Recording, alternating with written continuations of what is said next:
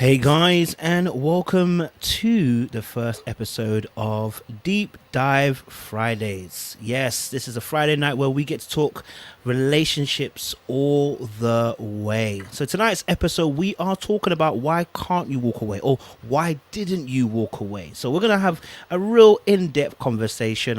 You can see a few panelists on here. You probably recognize some of their faces as well. There's some more coming through as well as the night goes on. But we really want to just have a real conversation, like I said, about why we can't seem to walk away. Whether that's situationship, whether that's a bad relationship, whether it was a relationship that doesn't serve you anymore, regardless of what it is, we want to talk about the reasons as to why we couldn't or can't seem to walk away. And hopefully, by the end of the night, we'll also have some solutions for you as well, how to potentially, make that key decision to step and walk away. But I'm going to let my panelists introduce themselves because, we've only got a few today. So we'll also let them introduce themselves. You know what I'm saying? Let you get to know them, get the feel of them. Do you know what I'm saying? So on my right hand side, I'm going to start with Nat, and then I'm going to go to Awande, and then I'll go to Adjoah. So Nat, introduce yourself. Let me know a little bit about yourself. Nat's my favorite person. She's funny. I'm Natalie. I'm from Houston, Texas. This is my second time being on here, so I'm a little Come less on. nervous than last time. But I was one of those that didn't walk away, so I feel kind of qualified for this question, and I'm excited to be here. Appreciate you. Awande. Tottenham, darling. Loving the hair, by the way. You know what I'm saying? Thank you. Thank Mystery. you. Go for it. So, yes, like I just said, my name is Awande. I'm from South Africa, Johannesburg, South Africa. So I'm a frequent watcher. I'm a follower of Little Black Book. Come on. But it's my first time on one of these lives. And I recently walked away, as in like on Monday, this past Monday, I walked away uh, from a situationship that had lasted 9 years. Appreciate that one day. Boop. You know what I'm saying? Appreciate you, sis. Adjoah, talk to them, man. Tell us, man. Yes. Uh-huh. Adjoah. You said it Adjoah. right.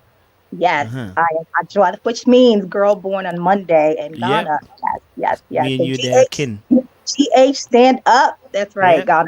Ghana. But yeah, I'm obviously from Ghana, and I've been on here a few times, and I love this channel because it really gives a very deep introspective, dive into relationships and why we do what we do and how we show up in these relationships. And yes, I have not walked away a few times. So yeah, this is going to be an interesting one. I'm ready. You ready, yeah? Fantastic. Well, audience members, as always, I want to tell you some house rules. This is my first time ever saying house rules, but I want to let you know. Please, let's keep it respectful in the chat. Listen, I don't mind banter. Keep it light, keep it funky. I don't mind. But let's be respectful as always, okay? All right? Because I like to keep the respectful chat going. You understand? It's a safe space for all of us to express how we really, really feel. So, do you know what? I'm going to start with one day. I'm going to start with you because you have fresh story for us. I've not heard it. So I want us all to just tune in. So one day I want you to give us your account of not being able to walk away. Just give us a little bit of an account. Take a few minutes just to share your story with us. Okay. So let me just explain at first, right? Go for it. So we're open here. So I'm like 8 months abstinent now. So there's a lot of fornication in the stories. I hate need to like listen. put that out. So it started in 2012 when I was in university, and me and this guy. So I had gotten out of like a sort of like a relationship, and me and this guy sort of met. We had friends. We had friends in common. We had mutual friends, and then from my 20th birthday on, we kind of just started hooking up, right? Um, so this happened for quite a while in 2012. And then in 2013, it kind of went dead. And then I got into a serious relationship then that year. 2014, we then reconnected. And then that then restarted and just like restarted what became a very long on and off um, situationship. So it was just a lot of it. It was there was definitely emotional connection, but it was always pretty much expressed and enjoyed and lived sexually. And so then there's that aspect of it which sort of like made it easier to hold on to me. I mean, we'll talk throughout, but so yeah, I'm not even explaining probably, but yeah. That's all right. So there was an emotional connection that was there. It's more of a sexual one. Sorry? Is it more of a sexual one? Is that what you're trying to say? It was more of a sexual one. The connection. No. It was there was an emotional connection, but because of the type of person that he was, and that's not like trying to put the blame on him or whatnot. He is not the type of person who opens up easily emotionally. Okay. And he's the type of person who will take all emotion and just express them and live them out in a sexual context. And so I spent a lot of years getting to know him and understanding that about him and using that as an excuse. To stick around. To be like, no, like he'll mature and he'll learn how to express himself. And lately, in these past few months from last year, we actually were developing like an actual proper like emotional. We would actually speak. We would actually talk. We'd actually have verbal conversations like good friends, like people in a relationship and whatnot. But and I held on to this hope for years. And if I have to just track back, the only reason I got into a relationship back in 2013 was because he wasn't showing up how I needed him to. Like, we had been at it for months, and I'm like, okay, like, come on, dude, like, let's make this official. But that didn't happen. And so my boyfriend at the time was a bit more willing. He was much more forthcoming. Wait. Slow down. Whoa. What's going on? No. I was following and then I got confused. What do you mean, boyfriend? Is that a separate guy? Is that the same guy? What's going on? Separate guys. So whoa. Wait. I'm lost. Wait. I didn't know we had two guys. What's going on? At one point, I'm single right now, like very single. But at one point, he was such a permanent fixture in my life that even if I was in another relationship, he was still there. Right. So that's okay. So wait, the boyfriend was always wait. Whoa. Wait.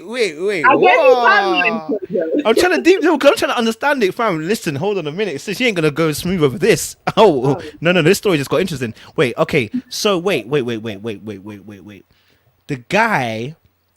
Oh Jesus. The guy that you were. Okay, I'm even confused where to start from. Okay, boyfriend. Okay. Yeah. Yeah. He's the one that you've been with. That you've been with for a long time. Is that what you're saying, or is that a new guy? I just want to. Yeah, the boyfriend. Okay, who's the boyfriend first of all? So right now, no one. Right. Fantastic. Okay. But I was in a 4-year relationship. At some point during this situationship, during these 9 years. Okay. Somewhere in there, I was in a relationship. With the boyfriend. We'll call him. Let's call him Jake. Jake. Okay. So Jake. And we'll call that. So situationship, right, was there from 2012, right?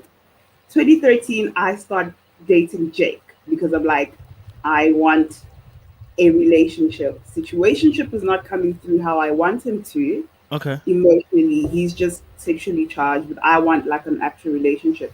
But Jake was a lot more forthcoming and whatnot. So we got into a relationship that lasted for 4 years. Okay. But in those 4 years and even past it, extending past it, me and situationship, were situationshipping. God damn. Hey. You know what? I don't want to spoil the rest of the story. One day we'll bring you back on again. Ooh, Chile. Hey. I didn't know we are going to start that strong. Wow. Okay. Listen, I got a guy on the board, so let me get the guy's view. Hey, Tim, I'm going to ask you as a man. Yeah? As a man.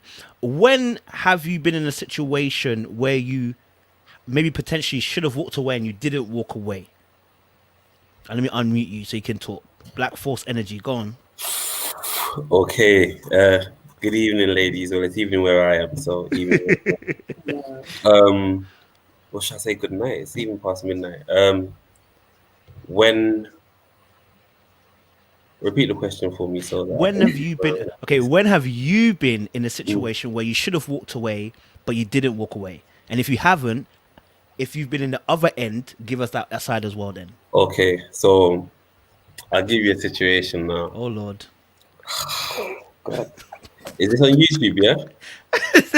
No, it's not. It's offline. Very good. All right, let me. Do you know what? Give fake names. You don't have to give real names. Let's be Fake open names. honest. All right, cool. I'll tell you the story, yeah? So basically, I had like my childhood love. Yeah, let's put it that way. And not even childhood. Let's say probably like early uni, early 20s, that kind of time period. Yeah. Okay. So during that time period, when we're not completely reformed, we're still navigating the whole love path, still journeying into being a man, so on and so forth. So we're not the finished article. Although we're a decent, good guy, we love our girls, so on and so forth, we're still not rounded. So because of that, they say that, women mature faster than men. I've actually come to agree with that. And so she was probably a lot more mature than I was in context of relationships, delivering in terms of the expectations, so on and so forth. So it didn't work out. I got another girl after that, yeah? And I remember I was dating this other girl, and she just was not my childhood love. Like that, where she's just not her. And I was just like, I'd be dreaming about, my ex. I'll be thinking about her all day long. I mean, it's literally written in the stars, signs from every angle. But I'm here doing up loyalty. I'm going to stay loyal. I'm going to stay committed, whatever. And then I ended up doing something I shouldn't have done. I don't think I can disclose that with the internet.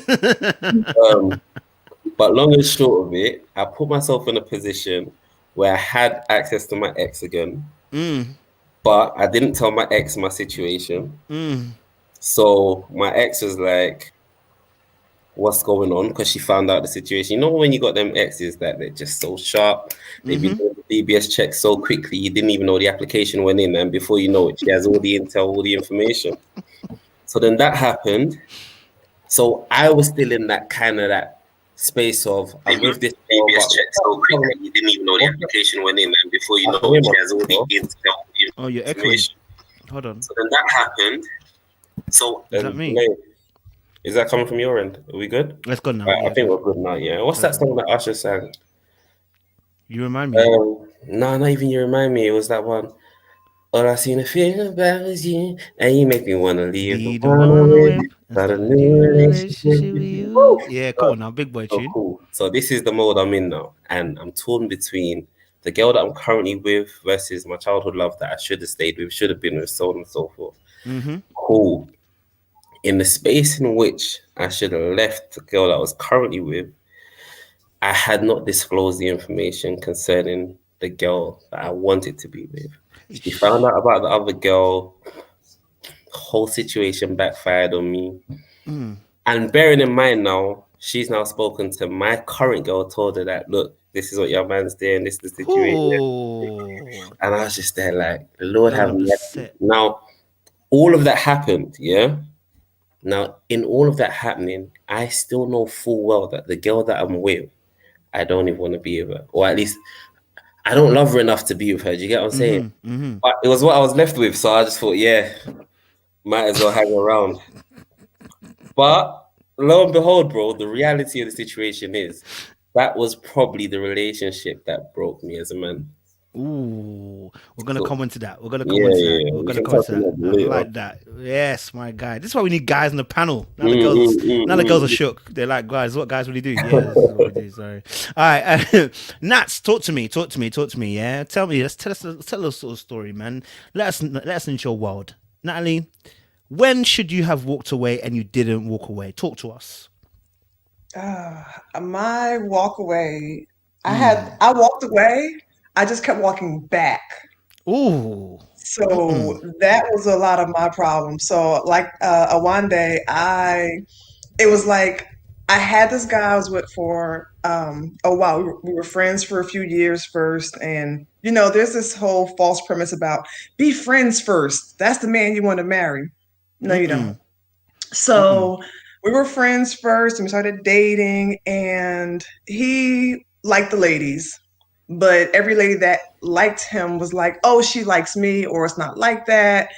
And I was like, "Okay," because to me, I'm like, I trust you until other proven otherwise. And we ended up breaking up, and one of those friends became a girlfriend. Mm. And even though she was married at the time they were friends, but miraculously she was single when he and I broke up, and they started dating.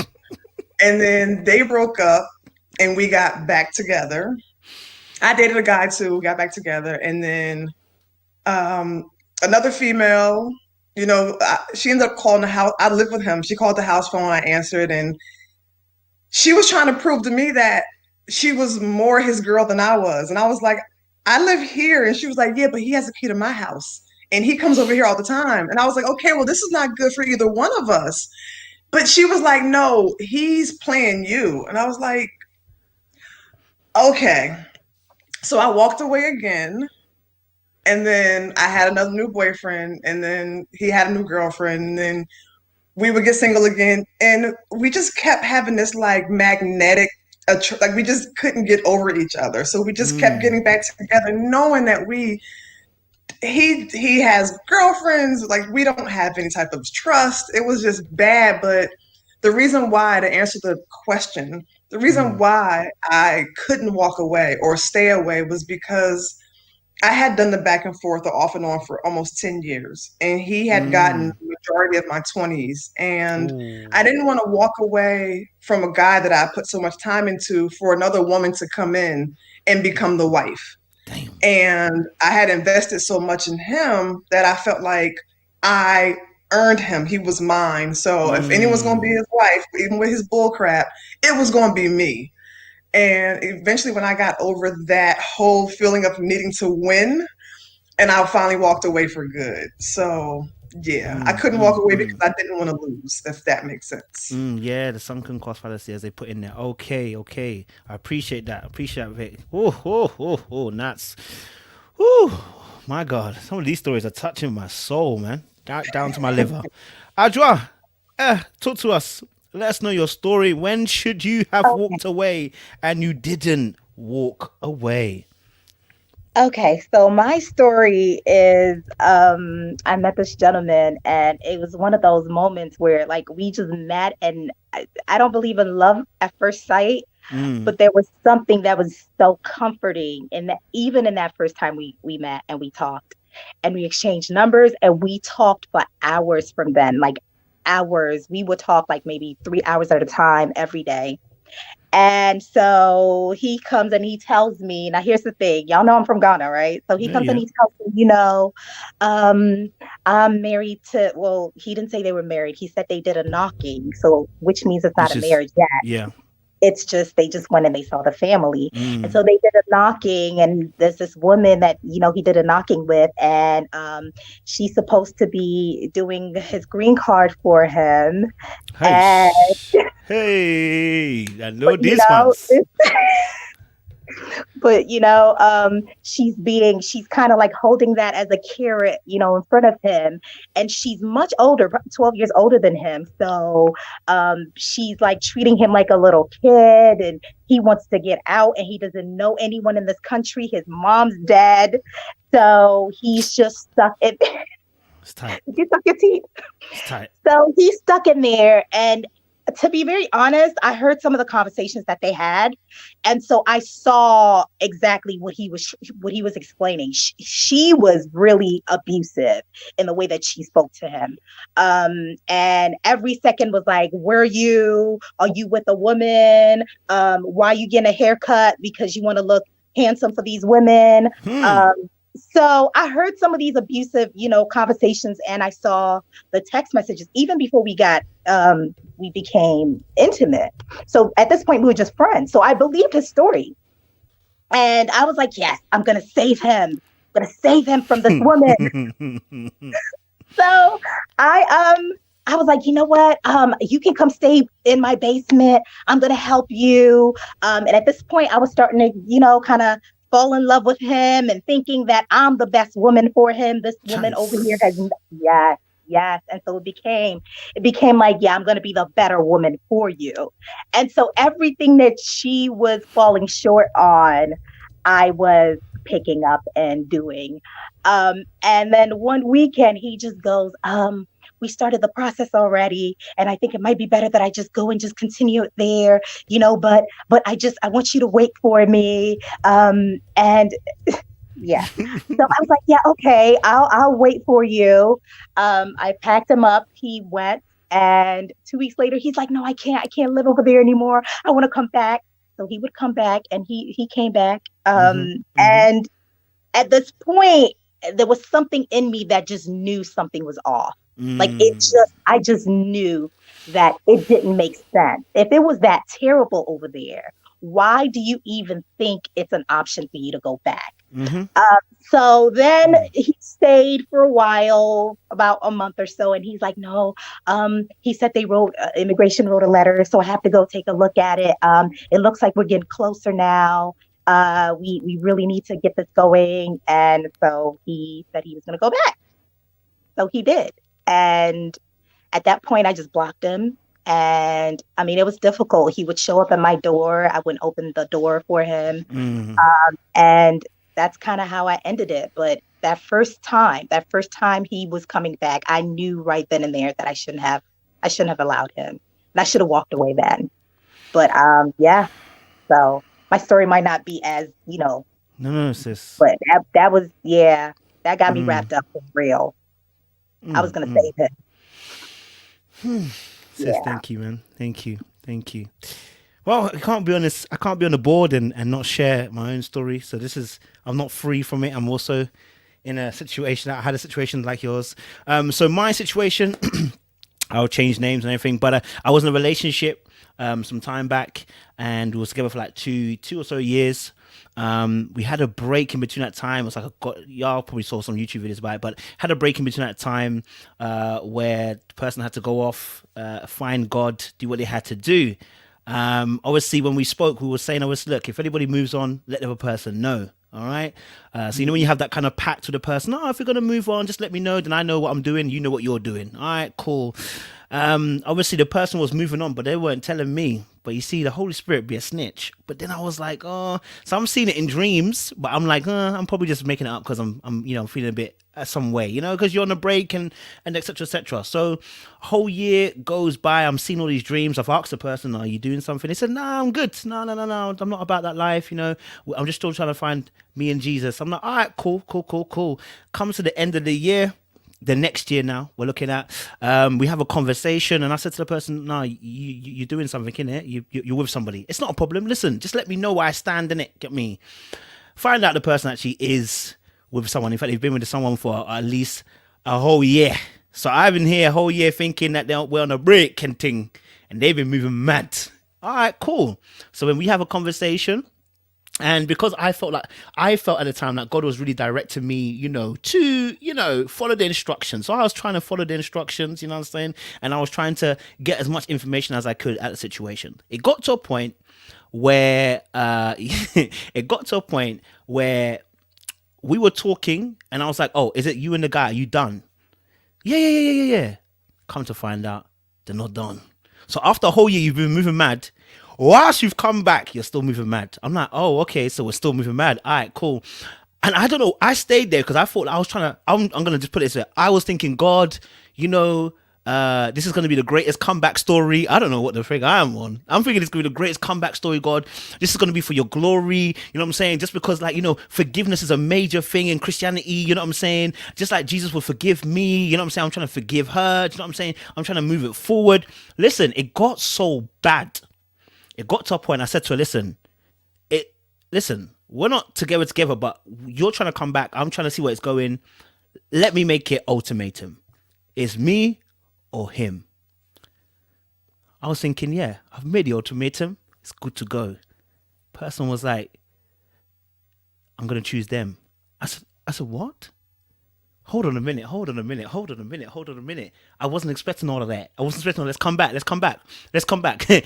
Wrong ultimatum. Let's come back. That's the wrong ultimatum. My bad. Come back. I didn't mean all that. What I'm saying is, so now I didn't walk away. I tried to save it. I honestly tried to save it. I tried to save the person. I was really trying to save them, but really it was really about me. Anyway, let me not go to that. That's the next question. But I couldn't stop wanting that person, even when I was seeing the stupidity in front of my eyes, blood. Yeah, and the person was moving mad, and I'm still going, oh, I can still, come on, let's try it. In the end, I did eventually walk away, but we'll talk about why we walked away. Yeah. So yes, the questions will come, guys. Don't worry. But now we're going to open up the floor to the people then about this conversation. Yeah, that's my little story, guys. Okay, we're going to open up the conversation. So I want to ask this question to you guys. I just need one from each person. What is the major factor in why you couldn't walk away? I just want one major factor from each person as to why you couldn't walk away. I'm going to start from back to front. So who was the last person I had? It was Adjoah. Adjoah, give me one factor as to why you couldn't walk away. Fear of being alone. Fear of being alone. What do you mean fear of being alone, girl? I had fought so hard, right, to try to show him this woman that I could be. And as much as I loved him, it was more so like I was going to lose his love, right? So he goes to this woman and then he wants to come back. And in that moment, I'm like, of course you coming back. I'm the baddest. Like, what the heck? Yeah, you should have known that the first time. So he comes and then he's like, I'm going back. Now I got egg on my face because I can't be that bad if you're going again. And so there was this sense of fear that, fear of not having him, fear of not having that so-called love of whatever it was. I mean, that was what kept me there through the whole time. Yeah. That's real. Nats, talk to me. Why couldn't you walk away? What's the one major factor that was keeping you from walking away? Pride. Oh, damn. Okay. Pride. What do you mean pride? Talk to us a little bit more. Just to walk away from, your family seeing them, to go back to people and have to say we broke up or we're not together, to see him with someone else. It just the embarrassment, like you said, the embarrassment, the fear. But for me, it was pride. It was definitely pride. I wanted to win, which is not even that important, but yeah. No, that's real though. I'm not gonna lie to you. I hear that. Awande, talk to us. I've gone the wrong direction, but Awande, talk to us. What was one major thing that was stopping you from really walking away? I could call it love addiction. If you ever hear about people who have an addiction talking, they'll tell you how the lows are low and the highs are high, and with the same thing. So when he would get into relationships with other women, or when he'd ignore me, or when he wouldn't call me whatnot, I'd be really low, really, really low. Like even if I hadn't heard from him in months, it'd still like linger on my mind and be like, oh my gosh, why not me? But when he calls, when he gets back, when he's like, oh, I missed you I'm on cloud 2999. Like so it was just that roller coaster, that high, that low, that knowing that like that high when he comes back, it was just that little thing that I was living for, and that's what kept me for 9 years. Damn, I hear you. Tim, talk to me, brother. What keeps you in there, bro? What's the one major thing that keeps a brother in there, man? I don't want to say this for all brothers. What I'll say for me, yeah, and what kept me, it was the fear of a loss. And let me describe it. I had built my relationship. Let me describe it this way. I incorporated her into my life to the extent where I couldn't envision life without her. You understand what I'm saying? So it was almost like we've done everything together. Everything that we've built has been together. Like there's nothing that I've started or ventured like on without you. So imagine like the identity of everything that we've ever built, we've ever started, we've ever done has been together. What is the identity of that thing if one of us wants to part ways? You get what I'm saying? So I think that was one of the biggest factors that kind of kept me in, because we were so far gone. I invested a lot in a relationship. She invested a lot in a relationship. So it was almost like we can't put so much into something and then just walk away because of whatever you want to walk away for. I don't even get. But yeah, you understand what I'm saying. So I yeah, understand totally. that's what it was for me, man. Totally. Definitely the And fear of loss.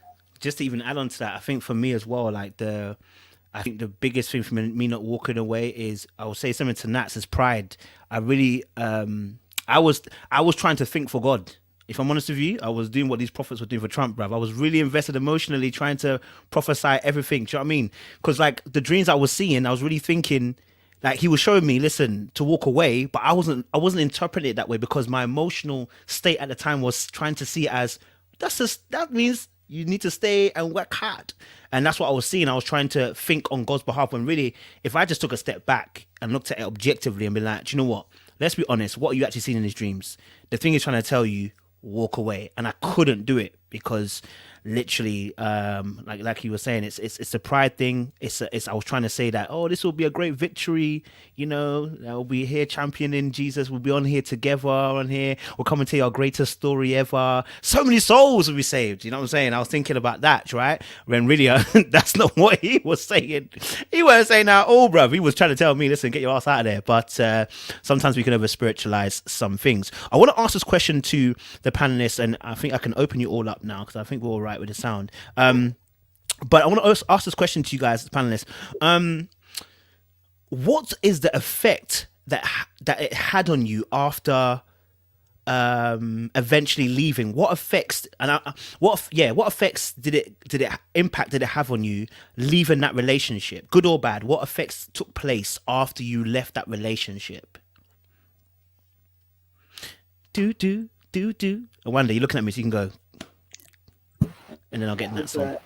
Go, Awande. There's a good and there's a bad. Mostly good though.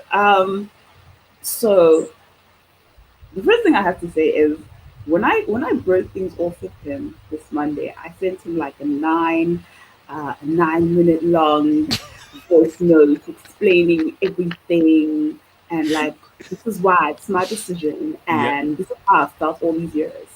His answer has not been received to this moment. He has not responded. He hasn't said anything. One nothing. tick or two?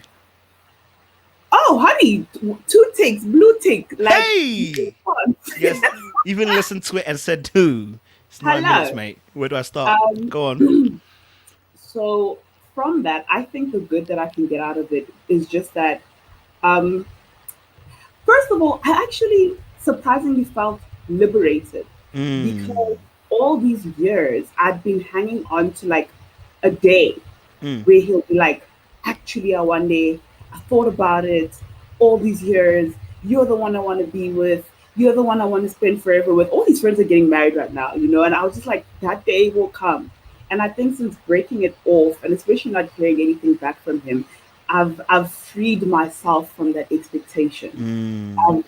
I'm fine now. Like, I know it's not coming, so I don't have to hang on to that. When he texts, I don't have to be like, is he saying, you know?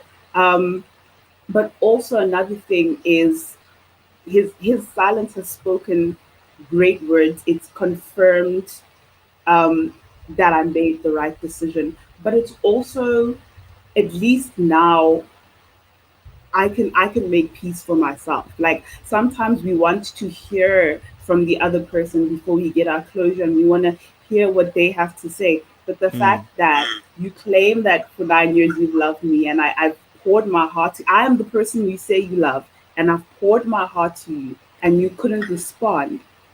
You have spoken so much in your silence, and you think that hurts, but it's actually so liberating to know exactly where you stand and know what's happening.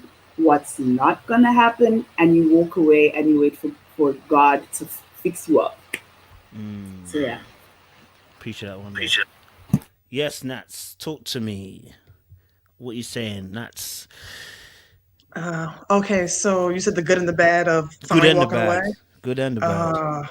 Well, the bad was, of course, he sent me a picture of like a receipt for a ring. Like a few weeks later, it was like I was just gonna propose to you, and Nah, he's mad. yeah, but it was so hard to just like not respond. Like you said, not reply. The silence is everything. I didn't reply, and it took everything out of me. But I knew at that point I was like loose of the clutch that he had on me.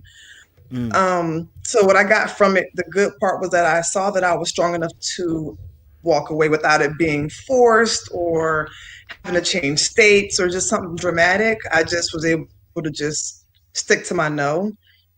And then the bad part was like, I wonder if he's really going to propose. I wonder if I shouldn't have done it, like the woulda, couldas. And that was something that I dealt with for probably several months, maybe even close to a year afterward, because I didn't know if I ever would want to just go back and try it one more time. But yeah, so that was probably the bad part. Okay. Okay. Tim, talk to me. What are you saying? Good and the bad. After you leave the thing, good and the bad, give me it. Let me put this out there first. She broke up with me, yeah? Okay. So I'm gonna just start off on that front. The good thing was I ain't ever pursued God like that in my life. When we broke up, oh my God. Listen, I ain't never pursued God like that in my life. I'll promise you that. But you know what? I've never been in a state where I've cried during worship, where I turned so emotional. I became a wet flannel. So I think that was a good thing because it did break me. And I think it made me more rounded as a human being. The bad thing, and I'm going to say probably like it's intertwined here. The bad thing for me was like, just in the process of obviously leaving and so on and so forth, the journey of the heartbreak was crazy. Oh, It's not something that I'd ever experienced in my life. You understand? Like trust me. growing up, what I've seen in life, I've seen things. Do you understand what I'm saying? You know our community anyway. Like we tend to obviously see a lot of things. Nothing. Imagine I've seen so many things in this life, but to experience something of this sort, that it was like it was internal. Like everywhere I go, I'm still heartbroken. Like within myself, I'm still feeling this pain. I remember when I was in my workplace and my hand was shaking, and I was thinking, Bruv. you have to understand, I'm supposed to be like, Tim, Gangster. I got this together. And my hand was shaking. I was thinking to myself, what is happening to me? Do you understand what I'm saying? So that whole process, that journey, when I think about it, sometimes I'm just like, oh, Lord have mercy. How could I have been behaving like that? But I see the good in it and the bad in it. The good is it made me more rounded and made me understand love from a different perspective. It made me be more embracing and understand my flaws as a man and areas I need to work on, past traumas, things that probably in my childhood I wasn't privy to that made me the way I was. Do you understand what I'm saying? So it was a blessing, but the process, I'm not going to lie to you, I'll be talking a load of rubbish if I said that, yeah, it was all rosy dozy for me. So it took me a year and a half to recover from that. I'll be honest. Listen, yeah, we'll have to do another video on heartbreak. We'll do LBB women. We'll do a video. Trust me, we'll do a video on heartbreak hell. I'm telling you, from it's raw. When your heart get broken, listen, when we're doing that, make sure I'm on because I'll preach the gospel on that one, bro. I heard that. Trust me, Adjoah. All right. So mine's a mixture of Tim and Awande. Okay. That's really how I felt. So the good of it, I'm going to start with the good. The good of it is that I felt really liberated because this literally was like a project that I had to, I dedicated myself to. It was a lot of work because you have to understand, I had to drive him to work. When he was with me, I had to drive him to work, pick him up, and I'm working and it was just too much. It was way too much. So I felt really liberated when I let it go. And I also I felt kind of proud of myself because there was a lot of embarrassment there. There was a lot of embarrassment there for him to play me the way that he did. I felt very embarrassed. So I was proud of myself for actually walking away. And we were really close. So I missed the love that we had and how close we were. That was one of the only relationships that I can say we were actually friends and lovers. It was such a playful, very freeing relationship. And so that part of it I really missed. But it also drew me to God. It did, because that pain of missing that. If you remember, I said that it kind of felt like a love at first sight thing. So I knew this was one for the books. I knew this was going to be one of those stories that, like Kojo was saying, I would tell my grandkids. Trust me. Okay, we're good. Okay. I would tell my kids about, and I had it in my head of how we're gonna have all our pictures and a picture book, and this was a beautiful love story in the making. So when it didn't happen, I was really broken, and I had no one else to go to but God. And so I literally poured myself into worship and poured myself into really searching for Him and just dedicating myself to Him and realizing my eyes can't see on my own. I just can't, because I was so sure this was it, and it wasn't. So I need to rely on you so that you can give me a better spirit of discernment, because I went the wrong way. So it really pushed me closer to God, and that was the blessing that came out of it. Yeah. Appreciate it, Adjoah. Kojo, can I just add? Go for it. Yeah. I think that the thing that an effect of this is that it's just, for all the years, it's very disempowering, because all of these years you're waiting for your turn, you're waiting to be chosen, you're waiting to be picked, as if you don't have something to bring, as if you're not this force yourself, and you're waiting to be recognized. You're showing, you're giving your love and your care and who you are, but it's not being seen. So it's very disempowering to wait for somebody and show yourself and not be seen. So when you finally make this decision and you walk away, you get that power back. You grab that power back because you're leaving on your own accord. You're leaving. It's your decision. This is how it's on your terms, on your own accord. So that disempowerment that you felt, you just get that power back, and that's another good thing that comes out of it. Yeah, that's real spit. I think for me, good and bad. Good was obviously, I learned that obviously I can't come and die. So, I learned that you don't die. So, that happened. And also as well, I think in terms of per se bad, I think it's like Tim was saying, it's the heartbreak after. And the embarrassment. There was a major embarrassment because I gave the person an ultimatum, and they chose someone else, and I didn't walk. That's major embarrassment. So when I look back on it, I'm like, blood. I look back on it sometimes, I'm like, I was a mug. But again, when you look further back after a few more years, you look at it and go, okay, that's growth. You learn from that. That will never happen again. You won't do that to yourself again. So I think both of them, yeah, I can't come and kill myself, but at the same time, I look back on it and I was like, there's a lot of heartbreak. There was days I was really, I don't even like fasting. Y'all should know I don't like fasting, but there was involuntary days of fasting. That is just the truth, okay? Involuntary, meaning that I wasn't consenting. The body just said, you are going to fast. Because without it, I don't know how I would have survived. The emotions were too much. I don't want to go too deep because it's another video, but the person was working where I was working the same area as I was. So when I look outside into maybe the town center, my heart would start doing do-do-do-doom, do-do-do-doom, do-do-do-doom. And if I saw someone that may have looked like them, my heart just couldn't deal. I was having heart palpitations, bro. But anyway, that's another video too about heartbreak, yo. But yeah, I think for me, major things is just like I said, is that I can't come and kill myself. I learned from that. But at the same time, the heartbreak was real. Question I want to ask to you guys and ladies on the panel. I can see Jess is in the background as well. Hello, Jess. Good to see you as well. Glad to see you're here. I'll get you involved in a sec. Someone asked a question: does walking away mean instantly no contact? Does walking away mean absolutely no contact? And I want to answer this in two forms. Number one, did you give no contact? And number two, should walking away include no contact? Tim, I'm gonna go to you first. Go for it. Okay. So for me, let me be honest.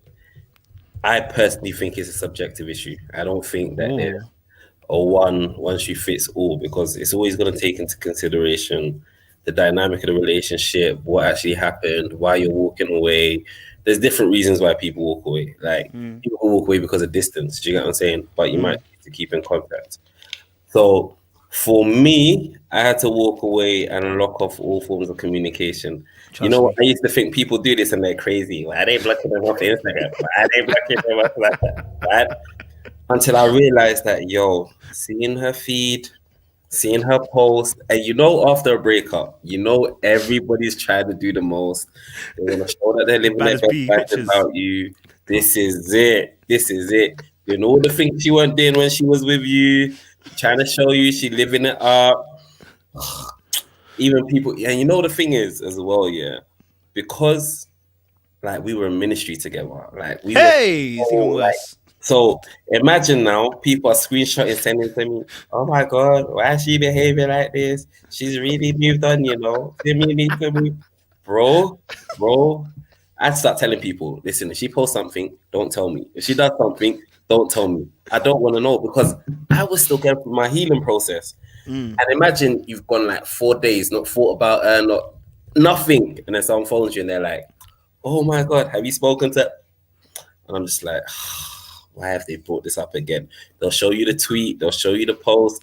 I think there was one time she must have tweeted about Nigerian men and their families and this, that, and the other, this, that, and the other. And I was just like, really? So yeah, for me, I will always say it's subjective. I wouldn't say it's blanket approach. I'll say that if you need to go through your healing process, then 100% you need to block out whatever it is that is going to act as a shackle and hold you back. Because what you don't want to do is in that sensitive time period, be in a state whereby you're exposing yourself to all manner of things that could affect you. At the end of the day, your mental health, your psychology is so, so, so important. So I'll just reiterate from my standpoint, if you're in a position where breaking up, you feel a type of way, do what you need to do, even if it's temporary. Now, listen, now I be in clubhouse readings with the girl. It's not even a problem anymore. You know what I'm saying? But if it was back then, it would have been Hey. impossible. It would have been impossible. Do you understand what I'm saying? So, yeah, I would definitely say subjective. I would say each their own. Everybody's built differently as well. So some people could take it and be like, it wasn't that deep, and they'll keep it moving. For me, definitely, if there are scars and there's wounds that need to be healed, then take time out, go through your healing process, speak to God, get that. And I'm not talking about just general healing, like full mental, physical, spiritual, sound healing, and then you can step forward as you deem fit. So yeah, My that's God, me. Tim.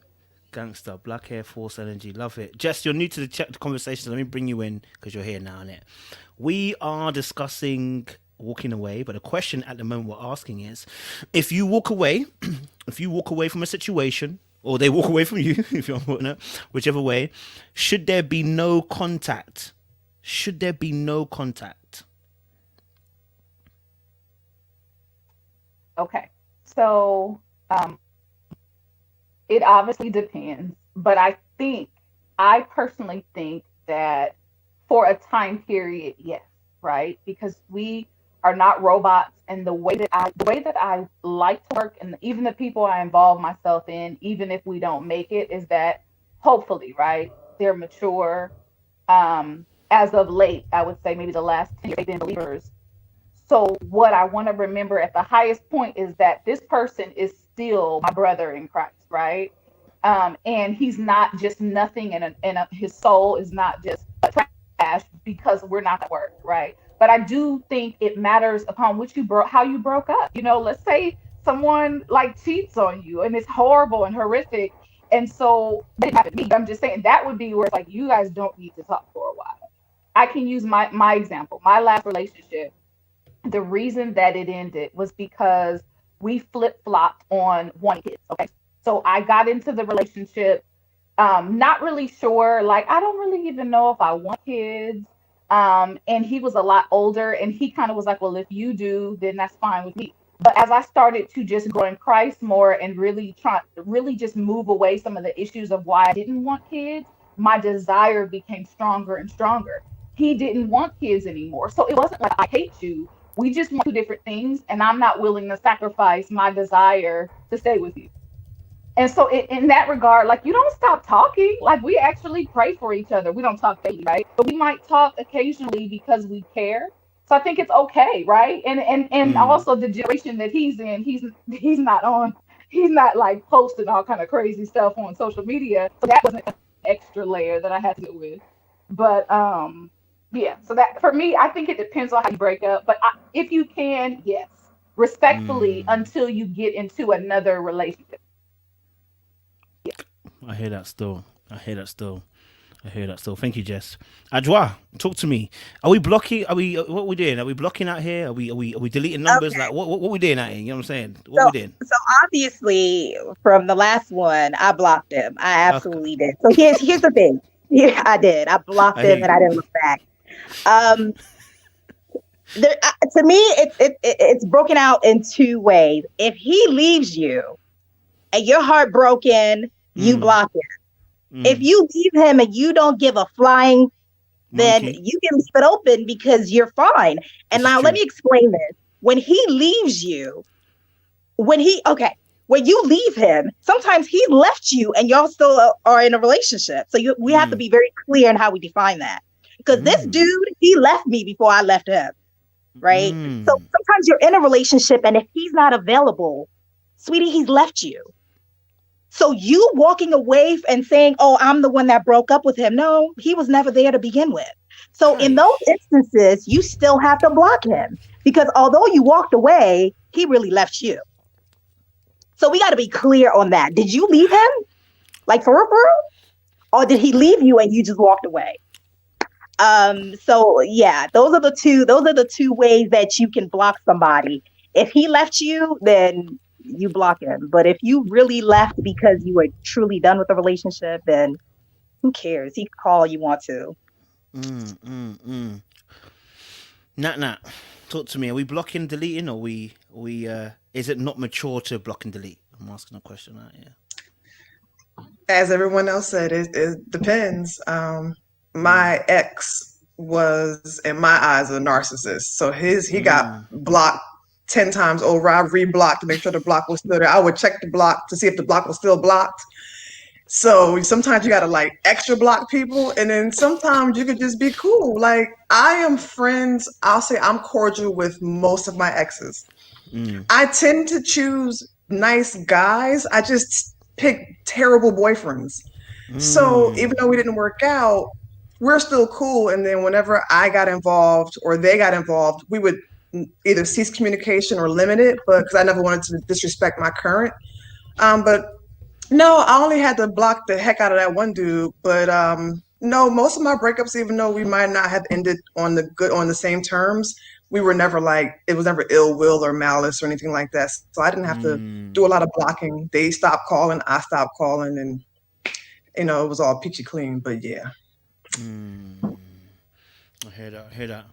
One day, since I left you to last on purpose because you're the freshest out of all of us. So, sis, what we saying? Is it a block thing? Is it? What is it? Is it a leave it open thing? What are we saying? I mean, I feel like this.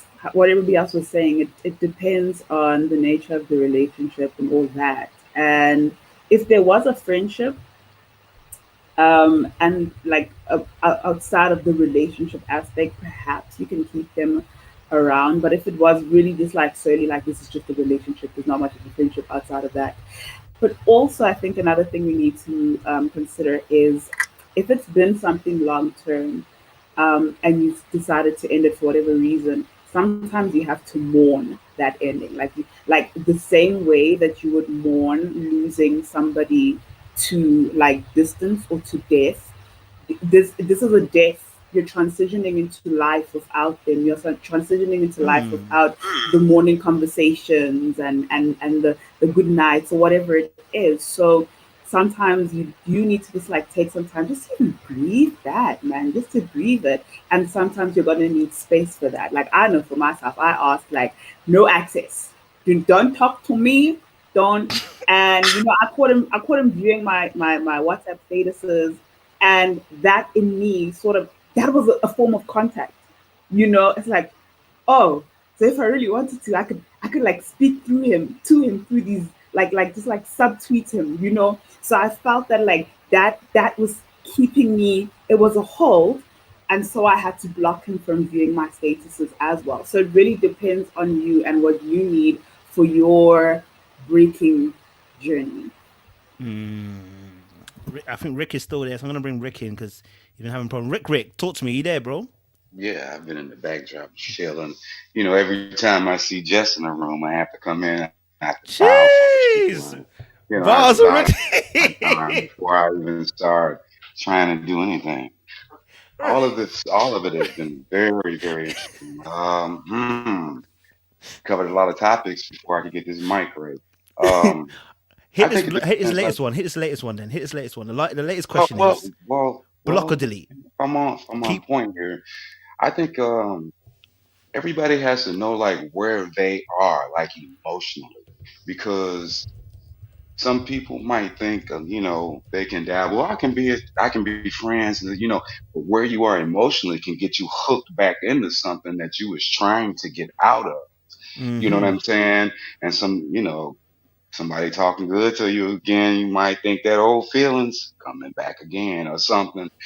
So sometimes you do have to just kind of chill out. You have to kind of let that burn, until you get to a place with yourself where those old feelings are not interfering with your thoughts when you're interacting with the person, where it's like a new start of that's dead and now we are where we are, and but that's subjective, where each person is with that, what they can tolerate, what their heart can tolerate. You know what I'm saying? That's each individual has to kind of figure that out for themselves. Like me personally, I step off, because I need to step off and get away from that if that was what it was. And if you're talking to somebody and they fall back on you, um, yeah, that's a breakup. They broke up with you and never had the respect enough for you to have that conversation and say, "Hey, this is not working." And I would dare not really get into too much with that person, because if you don't have enough respect for me to say, "Hey, look, this is doing this or this is doing that," and a lot of people do that. It's the ghost breakup. I just don't think that's a cool thing to do to people, especially when somebody's really into you and they're calling you and all that. Just let them know what it is and get on with it. Nobody want to be grown folk. Everybody talk grown folk, but nobody want to be that when it's time to just say what it is, just tell them what it is. And that's what it is. This is real life, right? We all grown. Everybody, I hear that.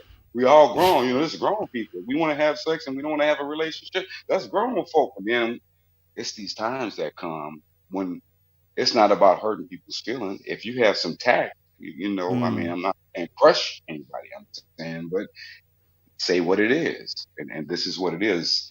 Some people just don't like to burn bridges. And that's for a reason. You need a bridge to come back, don't you? I mean, that's the only way you can get back is if you leave a bridge, and that bridge is emotional, Bars. you know, because once your emotions is out of it, they can build a bridge and still not get back to you because you done. I'm hearing that. Vibes. I appreciate Rick. Bars. Yeah. Let me say as well. I think for me personally, you getting a block. You're getting blocked in every area of social media. Every area of social media getting blocked. I don't care if it's WhatsApp.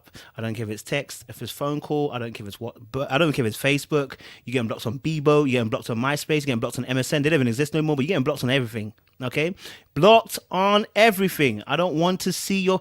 For me, I've got an addictive nature, so I don't even give myself the room to think there's hope. I don't want to even see hope. We are done. The bridge is cut. We're not coming back from it. We're done. You understand? Because and that is, I think, was it Adjoah? Did you say it? It really depends on the perspective. If I broke up with you, more than likely I'm good. I'm good. So let's stay friends. Of course, I'm good. But if you broke up with me, I didn't. Although I consented, you broke up with me. You've taken my power away. I don't want to see you, feel you, hear you. I don't want to see anything. I don't care if you post out Bible scriptures. I don't want to know. Do you understand? I just don't want to hear a pim. I need to recover, and I need to get myself in my space. You know what I'm saying? So for me, that's how I tend to do it. You know what I'm saying? Hopefully we'll see each other, you know, in a year or two's time when I'm more recovered, you know what I'm saying? And I'm more of a Christian at that point. And then I can say, you know, God bless you. Well, you know, have a good time and enjoy your life. But up until that moment, everybody's got to get blocked, including your mum and your dad. I don't want to see them either. I don't want to see any of your family or your friends. In fact, you know what? That's another thing. If the friend is too close, I block them as well. I don't want to see anything. Anything that's going to remind me. Everything's got to go. You understand? Just because I don't want to give myself any optional time. Because you don't want to be doing that. You don't want to be that person that's now spying and looking at things and you know what I'm saying? Like trying to see, oh, I wonder what their life is saying. I don't care. Personally, I don't care. I don't want to care, and I don't want to feel anything like that. Do you know what I'm saying? So let me ask a question to the panelists at the moment. We've spoken about obviously you have to walk away, but there is a question here though. Should it end? Okay, so should that when you walk away, should it end in a friendship though? Since you guys have been together, some of us have been in these relationships. We've been in a relationship for a little while. So should that interaction, as you've walked away, yeah, okay, cool. Some of you have blocked like myself, but should it get to a point where you should be friends? Maybe not immediately, but maybe a few years down the line, should it get to a point where you should be friends? That's the question I'm asking. And Jess is looking at me like I'm mad, so I'm gonna go Jess. Jess, you're looking at me like I'm crazy. Before you even start that, you know, before you even start though, you know, there was obviously someone said something, you know, you want to respond to that or is you know respond to that? No, okay, don't worry. Just answer the question. Sorry, my bad. Go on. So I was thinking about what you said, and I think that I think that friends, right? Everyone defines friends different. So let's just say there's kids involved. Okay, whatever word of friend we're using, yes, I think you should be friends, right? I have a good close relative, bad breakup, they have children. You may not call it best friends. I think they need to remain friendly because it's healthy for the child, right? If there are no children involved and you guys have no business together, I don't think you need to be friends. Because mind you, the people that I wasn't blocking, we weren't hanging out and talking. It may be like your birthday, I say hello, and that's it. So it's not a I hate you, you're out of my life, block you, or friendship. It can just be you are still a person that exists. I'm concerned about your well-being. If someone called and told me you were on fire, you know, I would come and bring you water. But being friends, I think you need to be friends within it. I really don't, unless there's any business involved. Like I said, kids, business, something. Why? I mean, you don't need to be friends. You can be cordial and respectful of people, and they not be considered your friend. Yeah. Okay, so we're saying no ex as friends. Okay, I like this. Oh no, we don't, because I already don't do best friend guys, so we can't be having a whole bunch of friends. We can't have. So I'm not your best friend now. Friends like. I see you. You already have a best friend. I appreciate you, Jess. Good comeback. Tim, look, talk to me, man. Give us a bit of a male perspective here. What, are we being friends after you walk away? Are you going to be friends like down the line? Should you be friends? Is it mature to be friends? Like, is it a legal move to be friends? Do you know what I'm saying? Like, what we saying? There's no way. Huh? There's no way. Do you know what it is, bro? Let me tell you the reality of the situation.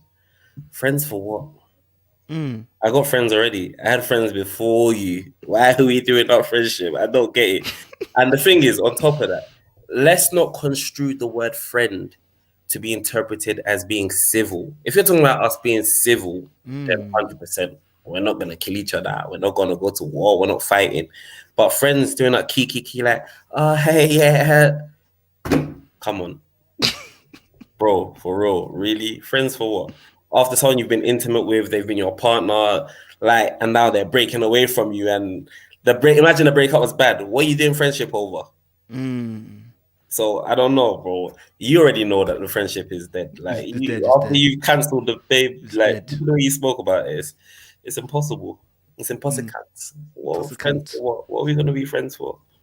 I don't I'm know. with you on that. Appreciate it, Tim. Nat, talk to me. Are we friends after? What we saying? Are we friends after? Can we be friends? Should you be friends? Cordial, I think is possible. Friends, like friend, not so much. Like Tim said, even what Jess said, it's for what? And I mean, you've already crossed that bridge. You tried, it didn't work out, and you've moved on in life. I still interact with some of my exes on a professional level, just if I want to reach out and say, hey, quick question, something, but that's like few and far between, if ever. But I don't think that there's a purpose in the friendship. I mean, after the relationship ends, regardless of who left who, I think it's just no purpose. Wait. So let me ask you a question in it because you mentioned it. So let's just take for instance, I'm your man now, and I say, oh, you know what? Yeah, what's this about? You mean your ex would business style?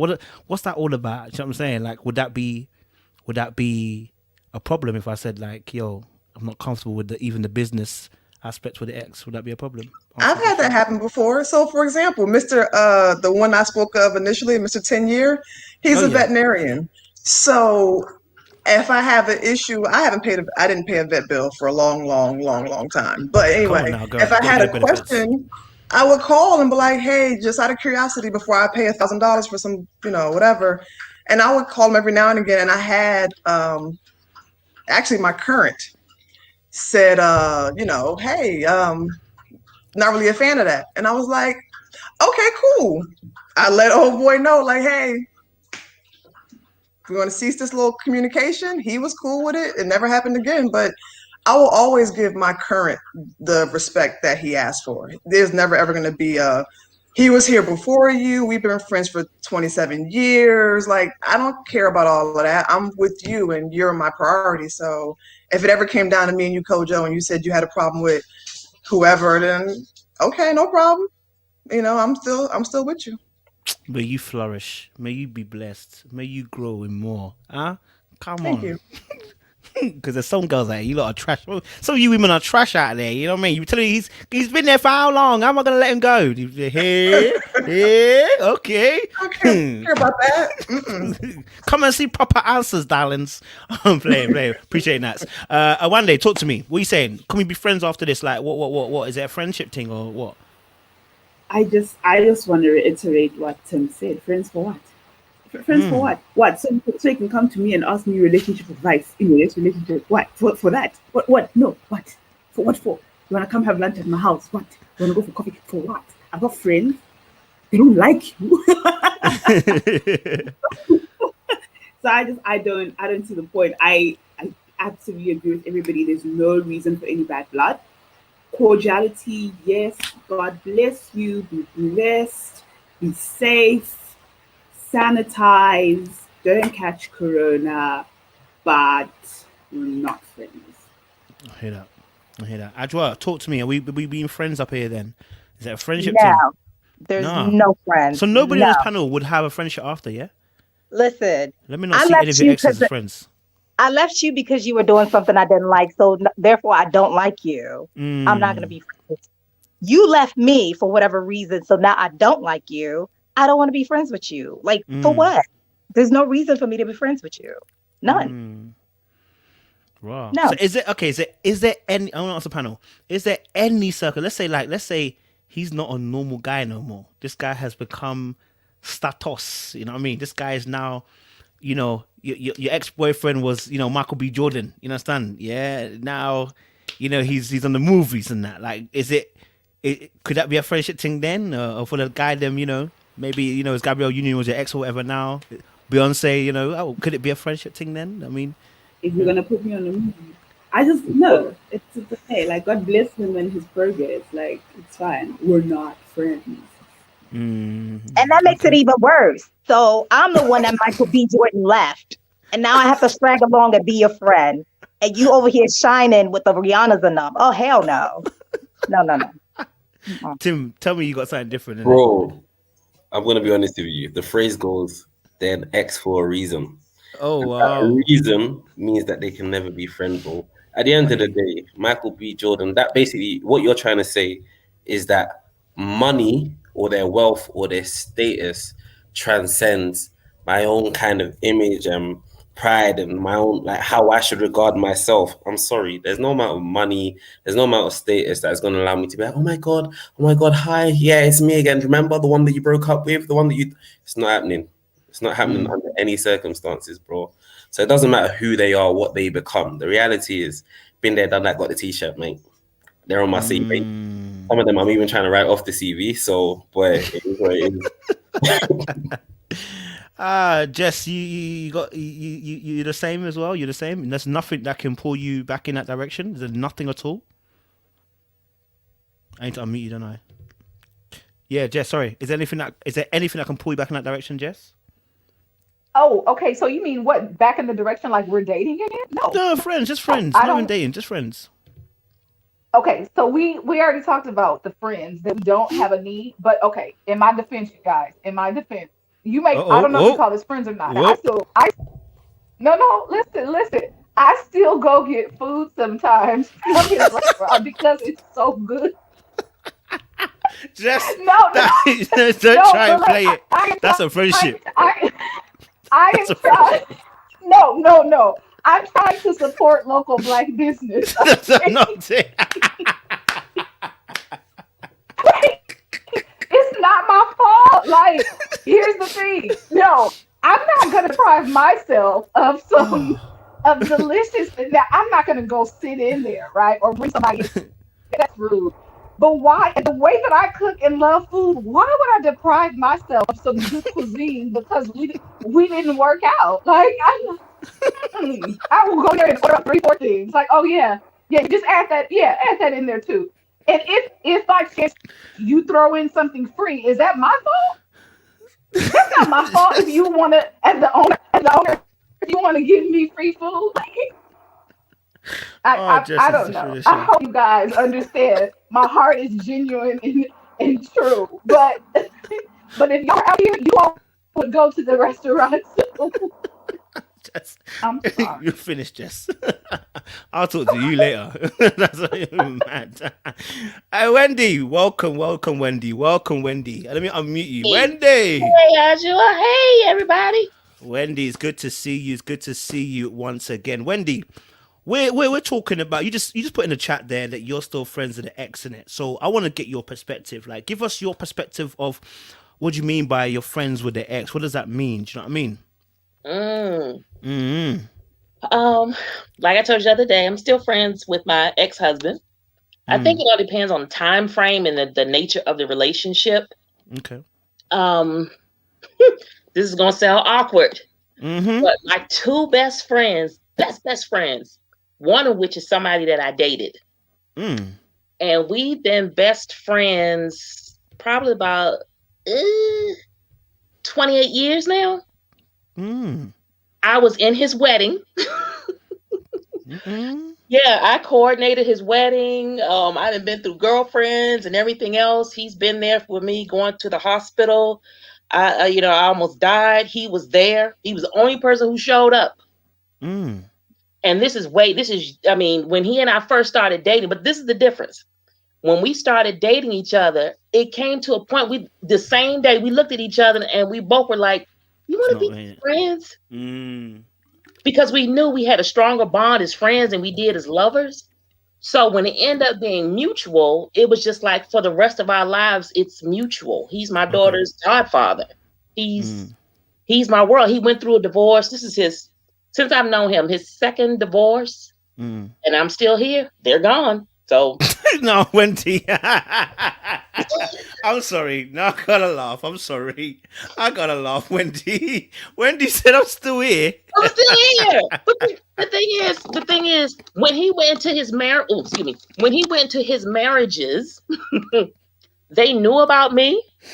They were very comfortable. They knew that, okay, this is his goddaughter and his godmother. They knew. We went, whenever we dealt with the exes or whatever, it didn't start off being a secret.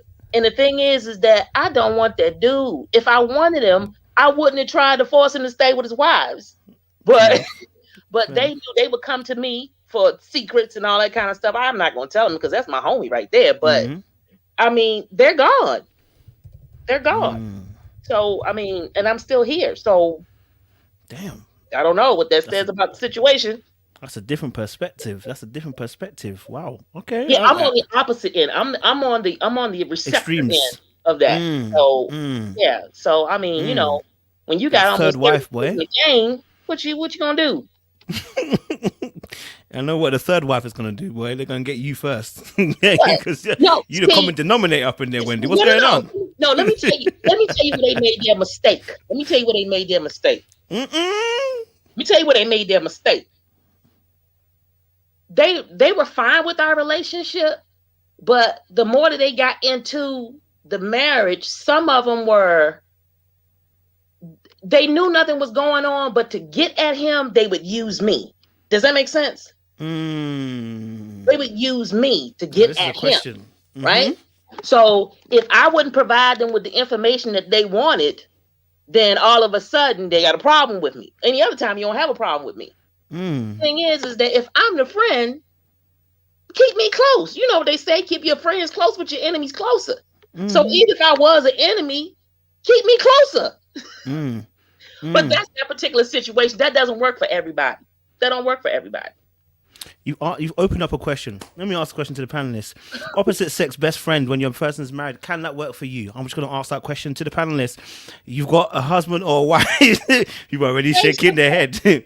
Husband or wife, yeah. Can it work, them having a best friend of the opposite sex? Tim, talk to me because you're looking at me and you're chopping your head like that. Can it work, sir? Talk to me, my brother. Open your mic and talk, bro. Open up your mic and talk. Can it work? Well, best friend, you have to give me more light on this. Best friend, like how? What do you mean best friend? As in they are the best friend, bro. How best? Like how best they can? I'm staying there till so best they could end up to be one of your bridesmaids or groomsmen, whatever you want, groomsmen or whatever. You know what I mean? They're that close to at our wedding. He's he can end up being a groomsman. Sorry, he can end up being a groomsman. Bridesmaid. No, he's a bridesmaid. He's not a bridesmaid. I don't know.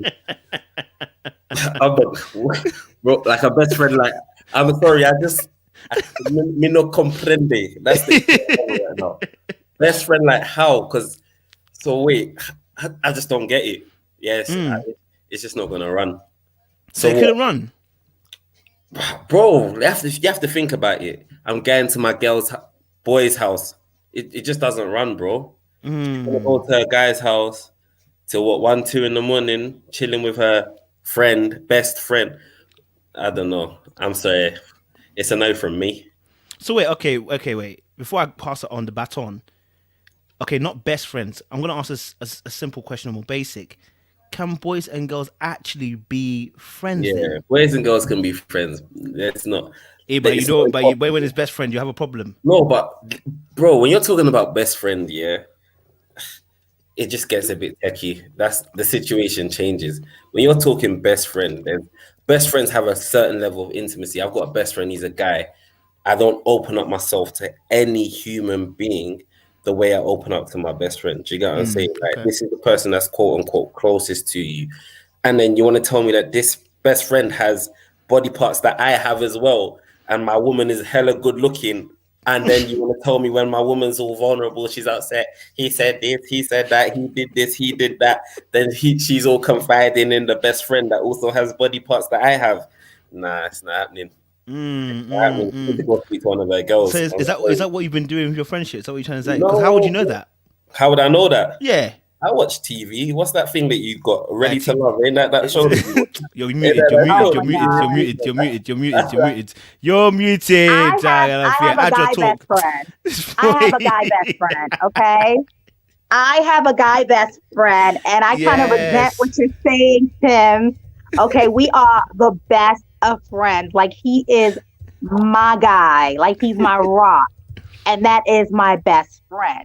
And that I let any man who comes into my life know that this is my best friend. And if you have a problem with that, and the thing about it is, it's not one of those best friends where he's my best friend and you can never meet him. You can meet him, you can talk to him. And he is respectful. I think it takes a certain level of maturity for opposite sex to be friends, because sure, there probably is. You know what? I'm not attracted to him. I'm not, because he's almost like a brother to me, right? That's kind of what's going on. But I've heard that males can't be friends with. But I don't see any problem with it. He'll be in my wedding, and if you don't want to deal with that, you can walk, because he's been there for me and he's my best friend. I appreciate that, and I don't disagree with it. I'm gonna take myself off mute. I appreciate that, you can have very, very close relationships with someone from the opposite sex. But when we're talking best friend, all it takes is one error. Sometimes, I had this conversation, I think it was yesterday. Have you had situations where you feel a type of way towards your friend, but your friend don't feel the same way, but you don't know how your friend feels, so you haven't said anything, all these shenanigans. And the thing is, let's be honest, everybody who has a female friend, let me not say everybody because that's generalizing, but majority of the time, Kojo, let's be honest, you got a female friend. Kojo, let's be honest, you got a female friend, and she's nice. Good. Let's be honest, has it not crossed your mind to think, maybe she the one, we like the same things, we like the same food, we did, and then you'd be like, why haven't you guys explored it? We just haven't.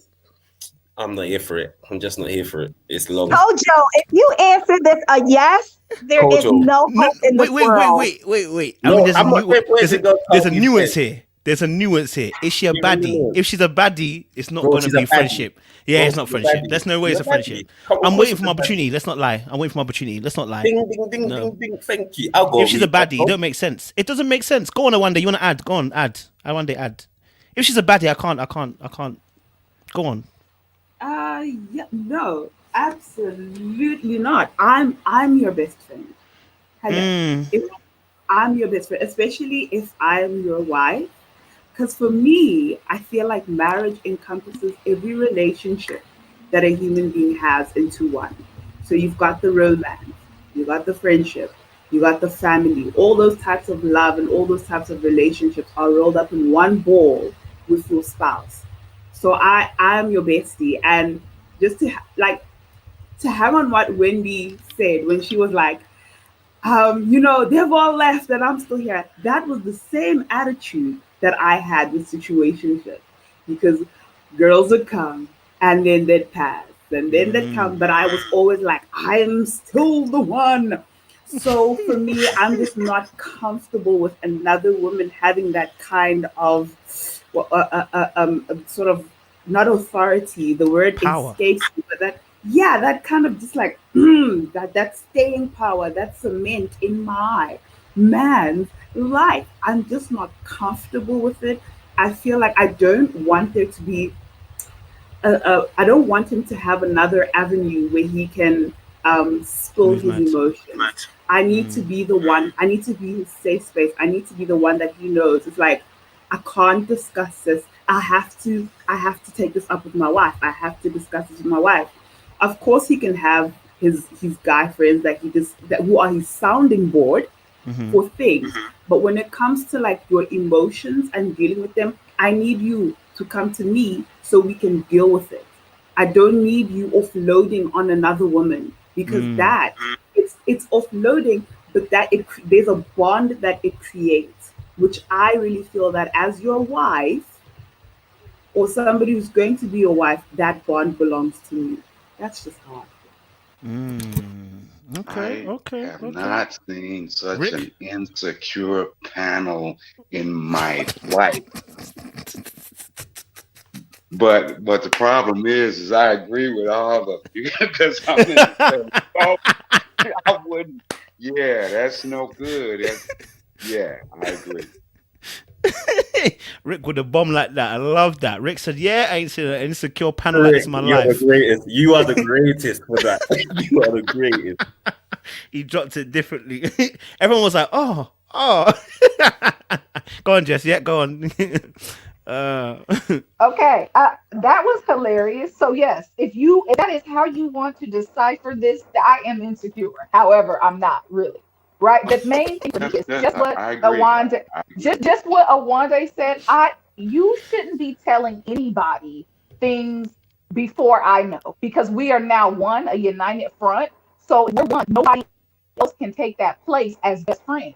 And I think this is good for us to, I'm not commenting on what anyone else said. I'm coming from my perspective and what I've seen. All the guys who have best friends that are like, I've been there, I'm the one for years. In my life, in my experiences, the women are always single. Now, you may not have that in your situation or in your life. What I mean by single is not currently married. Dating, that's fine.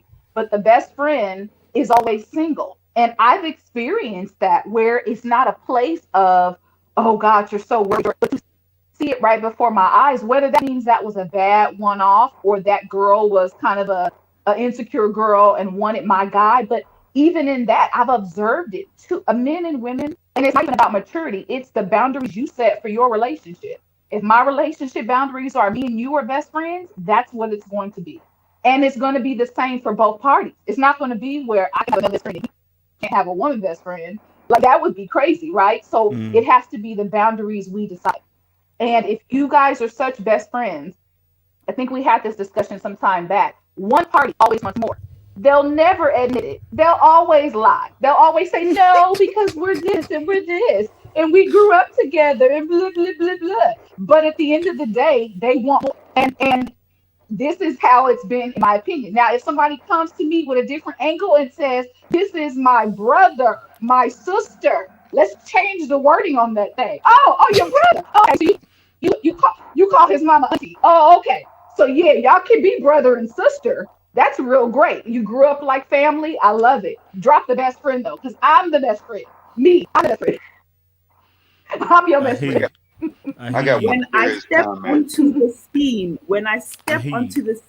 thank you, best friend. It's been good. You have held it down for my man. Thank you. God bless you. But when I step onto the scene, I have arrived. I am the captain now, right?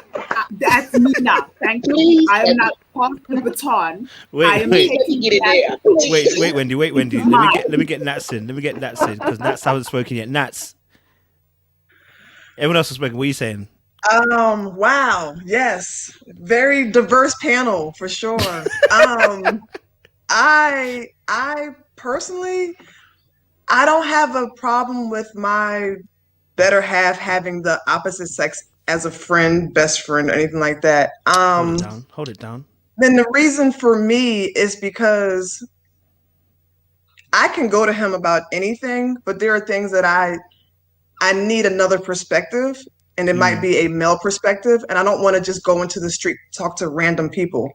If you're my really good friend or my best friend or whatever the case may be, and I could talk to you about it, you're going to give me honest situation, my situation, and I can bounce it off of you before I maybe handle something wrong with him, or I may approach him in a way that may turn him off or whatever the case may be. So I don't have an issue with it. If, like Jess said, if you both agree, I'm not sure if it's Jess who said you both agree on it. It's like you guys both say it's okay for us to have a female or male bestie or whatever you want to call it, but I don't have a problem with it. And I feel like as far as whether he gonna step out or the other person wanting more, I think that is definitely something that could be the case. But that's gonna be the case with coworkers, neighbors, the lady around the corner, the guy up the street. So I just feel like if it's gonna happen, it's gonna be the best friend or Karen or Nicole or Michelle. It's just gonna happen. So I don't put a boundary there, I guess. I just, if she was there before me. I've met her. She knows who I am. I just would be okay with it. For me personally, I don't have an issue with it. But I don't have an issue with you girls having different perspectives either, or guys. Appreciate that. Wendy, you wanted to add now? I just want to say something real quick. Rick's gonna go. Rick and Wendy. Well, okay, go on, Rick.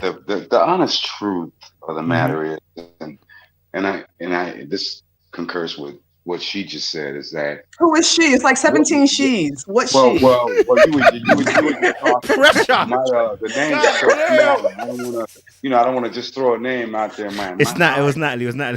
My eyes. Well, my thing is that known or unknown, right? That's good if people are like really being honest and clarifying, right? But known or unknown, people are gonna have these people. It's like you can't control that. The other person controls that. Now I can have a female best friend and never say I have a female best friend. Now she might not show up to things and I might not introduce her to you or whatever you want to call it. But you know what I'm saying? Because people develop relationships with people and they're beyond your control. I mean, unless your situation is a unique one where you're just being straight up with your person, they're being straight up with you. And I agree, in this life, when you want something, you have to give something up. You know, if you want this person to be in your life and be your significant, you have to give things up for that. They give things up for that. But I'm saying ultimately in a dishonest world, you never know who's who, unless somebody is just being, excruciatingly honest with you, or like she was saying that you have some kind of agreement that, hey, this is cool, and we both are cool with it. And Coach, I want to add that character matters. Before you do, sorry, Wendy's got to go first, then you can go after. Sorry, okay. Go for Wendy. Oh, I need to unmute you. My bad. Go for it, Wendy. You have to unmute yourself. I was trying to respect the boundaries, Kojo. No worries, sis. No worries. You know what? Natalie and Rick pretty much described my situation. And I get how Jess and Awande feel. I get how you feel. But you got to take in consideration that,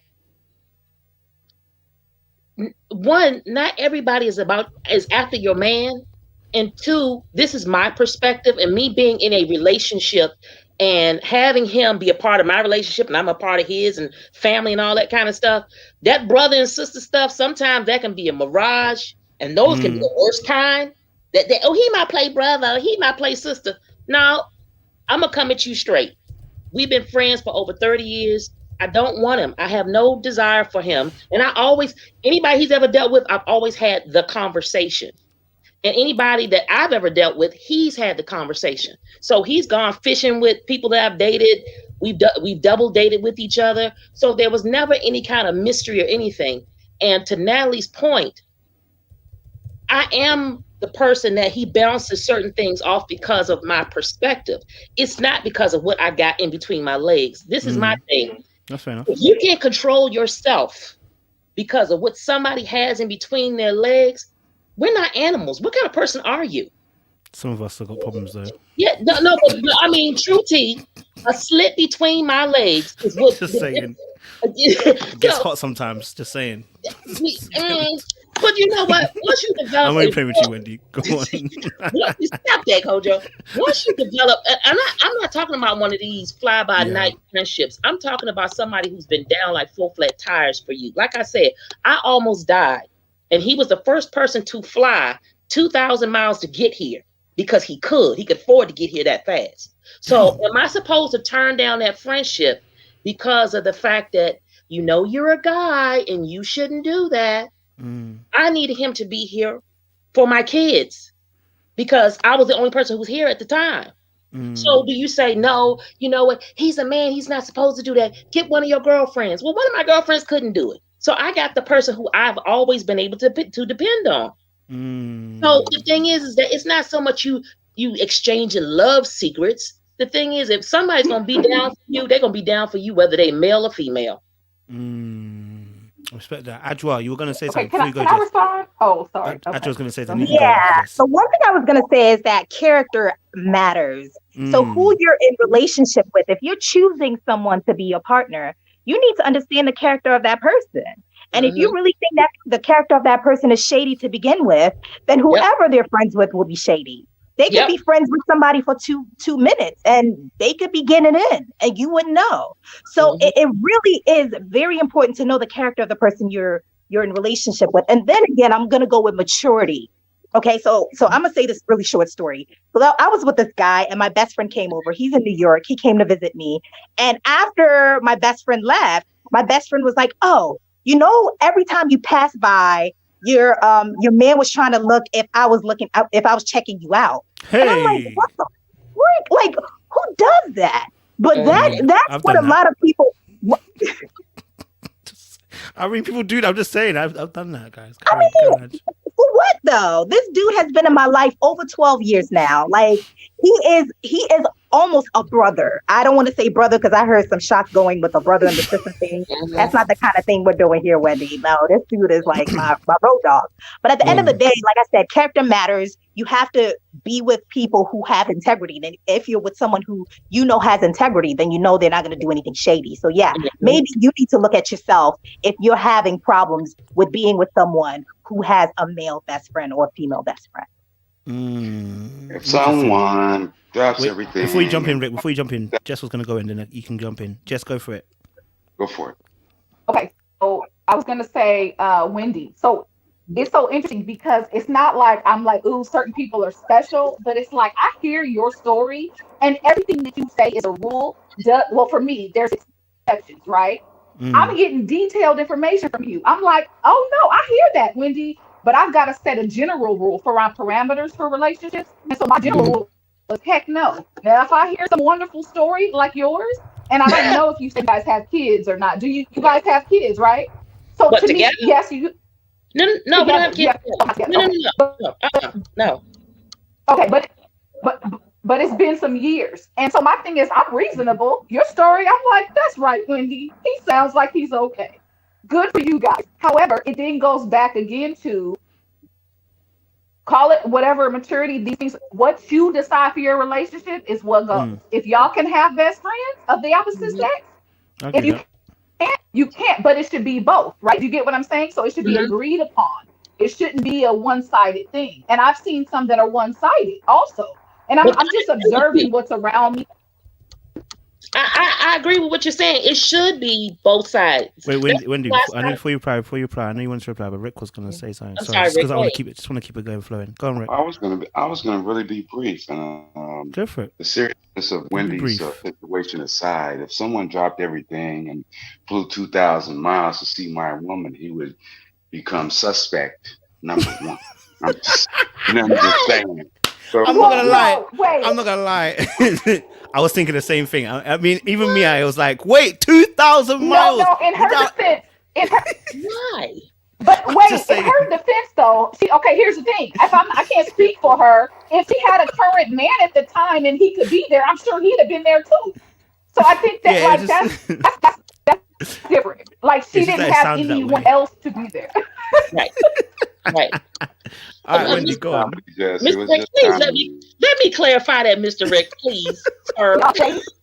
2,000 miles. Let me clarify that. Mm-hmm. Like I said, he was the only person who could get here that fast. I literally was in the hospital on my deathbed. Okay, I'd experienced something. It put me in the hospital. Literally, it was almost on my deathbed. And like I said in the beginning, he's my child's godfather, right? At the time, because of the fact that I had moved away from everybody that I knew, right? Just moved away from everybody that I knew. That was the person who could get there the fastest. I couldn't have my child be alone in a circumstance like that. I couldn't have my child be alone for too long. They were getting up there in age, but being alone, no, it's not safe. Okay. We just moved here, right? So if that person can get there faster, I had other female friends, but they have lives, they have husbands, they've got boyfriends, jobs, He was the only person who could physically get there that fast. So if you know that your friend has experienced something where they literally you just found out they're on their deathbed, what are you going to say? Are you going to be suspect about that? That's not the time to be thinking about no relationship. Your friend is hurt. What do you do? Do you not go because it's a woman? I think it all boils down to boundaries. I can respect the fact that you guys have been your day ones, you've been friends for 30 years or since grade 1 or whatever, but it's boundaries. And I feel as though you guys have been friends for all this time. For whatever reason, I'm the queen, not you. And so I need there to be that demarcation that, yes, you may be the best friend. We acknowledge you as such.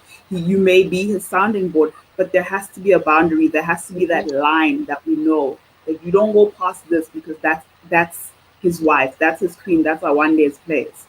And in this situation, in Wendy's situation, where I think a boundary would be is, if you're in the situation, is his wife allowed to come with him and take care of your kids? And right, because if that's the case, then I can say, okay, fine. There's you respect me. So my husband can fulfill his friend duty to you without neglecting his husband duty to me. But if it's a situation where it's like, oh no, you come, but she can't come. She may not take care of my kids. She may not be in my house. Then back to Rick's point, suspect number one, boundaries crossed, and I'm not happy. This is interesting. Okay. So the question came up in the chat was like, those of us who have best friends, those of us who have best friends of the opposite sex, can we say honestly, has nothing ever happened? This is the honest question they're asking. They're asking that question. Those of us who have friends, that are I've got a few guest panels as well. Appreciate you guys. Those of us who have friends who are those of us who have friends who have opposite sex friends, they want to know, has anything ever happened between you and your friend / best friend? So I'm gonna go around, just get a yes or no. If you want to say plead the fifth, you can say plead the fifth. So I'm gonna go. Nat, do you have Nat, is that you, Nat, first? You first, Nat? Do you have a friend that's opposite sex? I think you said veterinarian, but I don't know if you're still called him. What happened? What was the question? I was what? That's right. Yeah, girl. The question is basically the audience are asking, those of us who are saying we have opposite friends, we have friends of the opposite sex. Yeah. Can we honestly say that nothing's ever happened in any shape, in any form? You can plead the fifth if you don't want to answer. Yes. So I have a friend that I've known. His sister and my sister were best friends, and we hung out because they hung out together. So we were like 3 and 4 years old. We hung out. I've known this man. We are the same age. I've known him 39 years, and we've never kissed, held hands. He's never seen me naked. I've never seen him. Like he's like family. So yeah, he's my male friend that I would not thinking about touching him, but like ugh, like cooties. And he's attractive, but I could never look at him like that. So it's possible. Okay. Wendy, nice and short for us. Has anything ever happened? You said you mentioned you had 2 best friends. So has anything happened? You can plead the fifth, but has anything ever happened with the other best friend? Hey! Any of them, Wendy? No, I told you, but the one I was speaking of, I dated. Oh yeah, you dated. First, yeah, okay, yeah, you did say that too. But the other one, absolutely not. That's gross. Okay. Adjoah, best friend in that. I'll be your best friend. Yeah. So it started. No, wait. Adjoah, wait. Wait. You started. Tim, where you going? Wait. All right, come on. I'm ready. Okay, so what happened was no, but for real, it started out that way, right? It started out that way for maybe like a month or so. No, but honest to God, like my hand on my heart, I have no level of attraction, not attraction per se, but I have no level of anything that I want to do with him. Like that is 100 on my hand on the Bible, my hand on my heart. So it is purely friendship, platonic. I have no hope in my head like I'm about to sneak in. I'm not like Wendy talking about they're gone, I'm still here.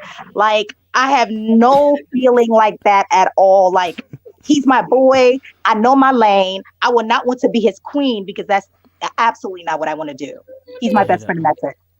I respect that. I mean, as for me, you already know. Listen, me, it's not about that life at all for me.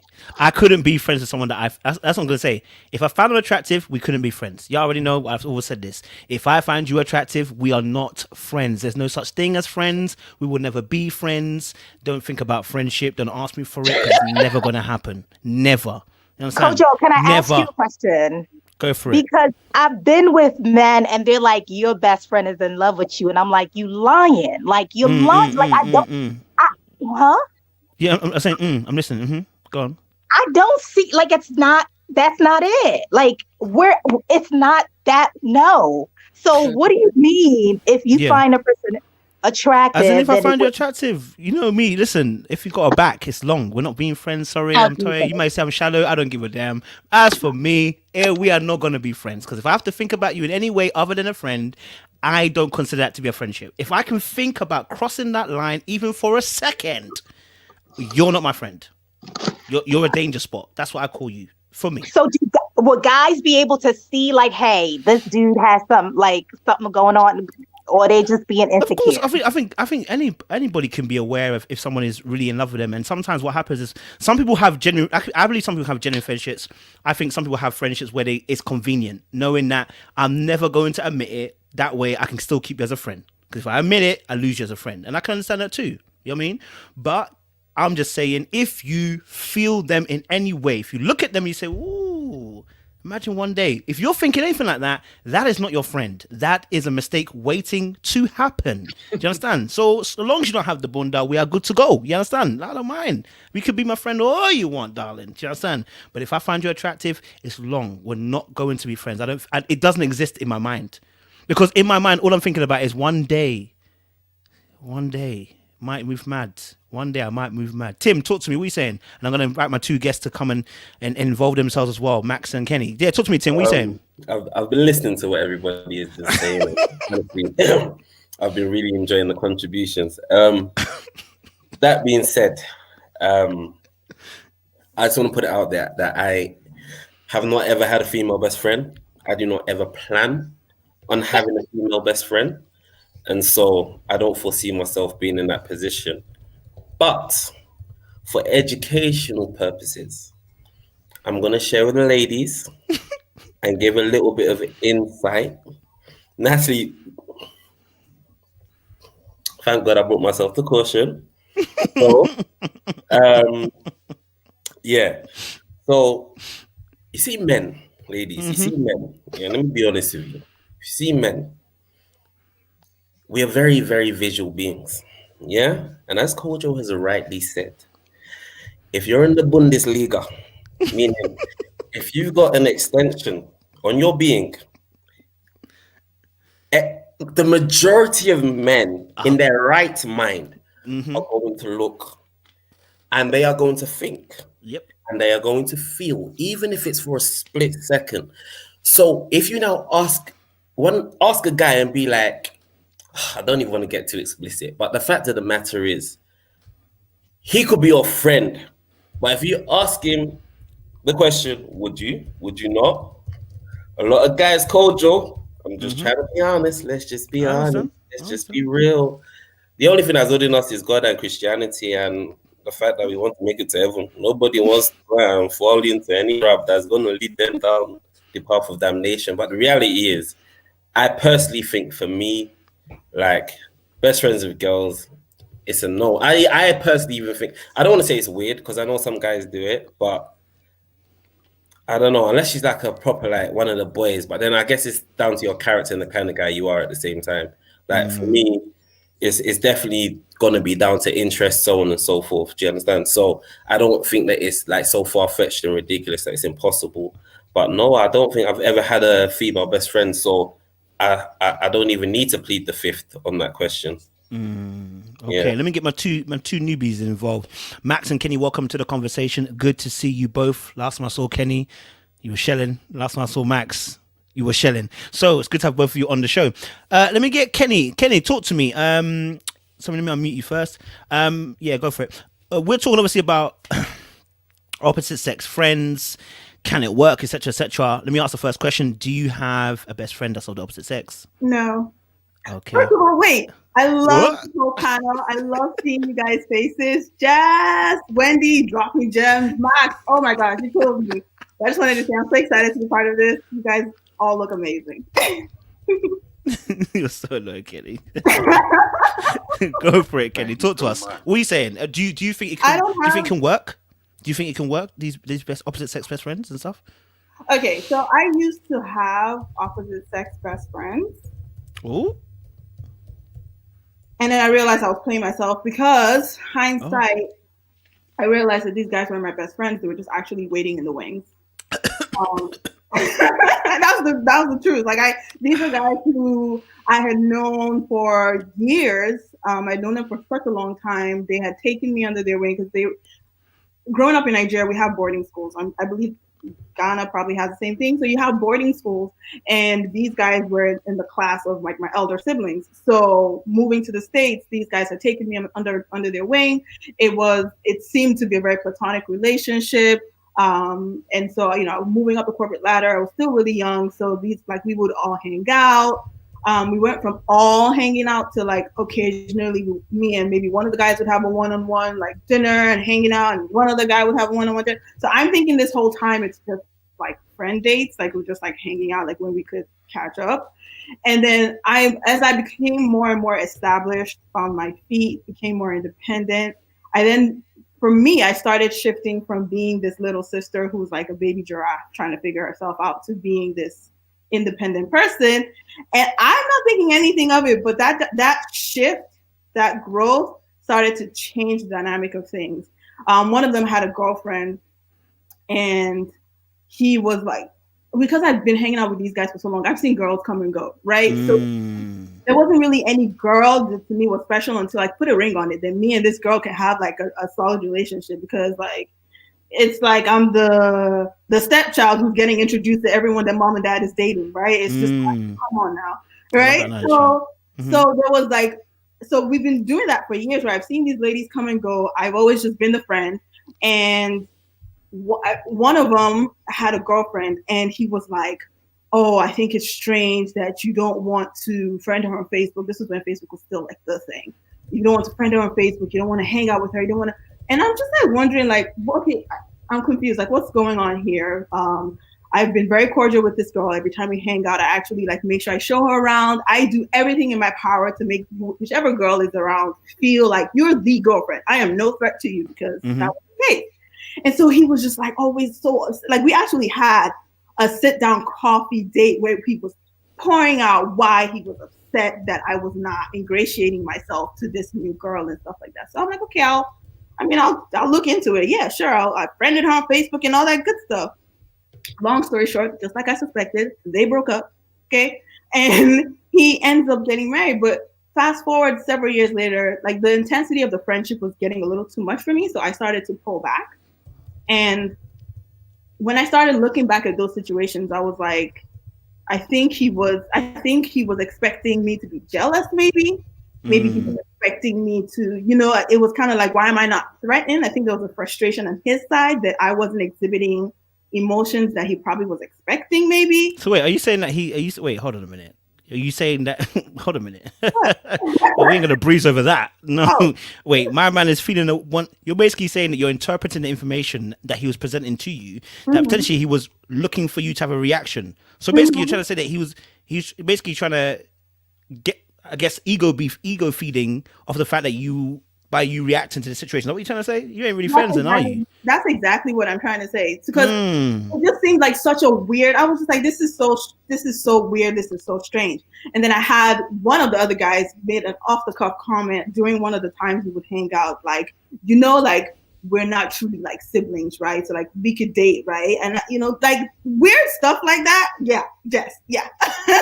So those are the kinds of things that were causing me to like pull away, because I feel like these guys, I think they got tired of the wing, because they were like, come on, we've been here, and she's still not either opening the door, she's not reacting, she's not. So I feel like their slip started to show, the phrase, the slip was showing, like they started to exhibit reactions to the fact that I was completely looking at them nonchalant, platonic friends, and they weren't. But this was me coming to that realization literally probably like 3, 4, 5 years after the fact, where I would think about an interaction and be like, that was strange, wasn't it? And that's when I realized, oh, these guys weren't really like my big brothers. They weren't really like my friends. They were just dudes that were waiting in the wing. So it's not intentional now. Yeah, it's not intentional now, but I think I'm more aware of my femininity to know that, come on now, I'd be kidding myself. I appreciate that point. Before I let Max hit, Max, you're gonna hit in a second. Jess is gonna hit before she goes in it, because I know just your time limit. So I want you to say it before you go. Well, I don't. Okay, so on this question, still, I think I agree with you. I would say, Kenny, is that something that I think you really hit the nail on the head for me in my life experiences. I knew from an early age, I wouldn't say childhood, but definitely late into my teens, that two things. One, maybe by the grace of God, I encountered a lot of guys who just like not gonna be your best friend. And at first I was taking it personal, like, dang, I don't have qualities of friendship. Why wouldn't you want to be my friend? But then I realized, I mean, no, seriously, I'm like, I'm hecka dope. Like, I'm real dope. But I was like, oh, I get it. These guys are being honest with themselves, one, and not trying to with me. And then as I grew older, growing into my femininity, like you said, understanding that, you know what, I'm not going to sit here and try to play the card of, oh, you're okay. You know, you're mountain raised. You're a beautiful young lady. You can't be friends with this any guy. Can't do it. So you might as well be smart and mature and wise, right? Because somebody who doesn't agree with that or who thinks differently of themselves will look upon that as, oh, wow, what is she saying? No, it's not all that. I know the presence that I bring for certain people, and I'm not going to pretend and play with fire. So while people joke and I say, like, he can't have a girl best friend, I've never had a male best friend. That's not something I do. Have I had males in my life? Yes, that I consider friends. We might have gone to school together. I can talk to them every now and then, of course. But when I want, like something Natalie even mentioned, when I want a different perspective or solid advice, I'll go to my uncle, my brother. I'll go to, you know what I mean, these other men that I know, or maybe like a good friend of my mom's. They grew up together. We're two different people. So he's not like uncle of mine, right? I'll go to those type of men because I want to be respectful of the person who's not even here yet. And when I say here, I'm talking about like husband, right? I've dated a lot of people. I want to be respectful of you before you get in my life. I'm not saying people who have best friends are respectful, but for me, that's the thing of no man will know me better than you know me. Not once. Like, it's not going to happen. So that's just my thoughts on that. Okay, you guys, I gotta go. Bye. Appreciate it, Jess. I'll hit you up later. Yes, Max, talk to me. What are you saying, man? It's good to have you here, Max. Max was here dropping offerings last time. So, Max, talk to us. What's your sentiments? You know, hey, everyone. What are your sentiments? So I have a problem. Hey, Max, why do you have a problem? Please, darling, can you relax? A bit of an issue. Okay, so first off, I will come and disclose myself. I have a male best friend, so let me put that disclaimer at the very beginning because I know there's going to be a few issues. Let me drop that one in first. Okay, Tim, my guy. Let me talk to you. So you you said something, and Koji, you said the same thing, and I think it's a lack of accountability and it's bad practice. Yeah. Because you saying, oh, if she has a back, if she has a bum, we can't be friends. Yeah. Do you not have cousins that have back or bum? Yeah, but they're cousins. And No. Okay, so relationship is different. Okay, no. Hold on. Have you done DNA tests to prove they're cousins? And do you not have family friends? No. Hold on. Thing is enough. Mentally. Okay. I'm mentally disturbed. Hold on. You're getting it now. What you're saying is you told yourself they're off limits. That's self-denial. So with this girl, you've told her she's not off. You've told yourself she's not off limits. Correct. She's the same as your cousin. She doesn't have to be. No. She does. Why? She does because she's just a friend. Why? And if you're not able, if she is just being friendly, why does she have to become a wife or just a thing? Okay, but you. No, I'm sorry. No. Let her land him. We'll respond to her. Let me land. Because the problem is. The problem is just understand it holistically. So you have a cousin and she has a big bum, but how many times, and maybe you don't want to admit if the answer is yes, how many times are you catching yourself looking at your cousin that way? You don't. Many people, never, fantastic. Many people who grow up in black communities have people they call cousins that they're not related to. They're just their parents' friends. Right? Is that a fair statement?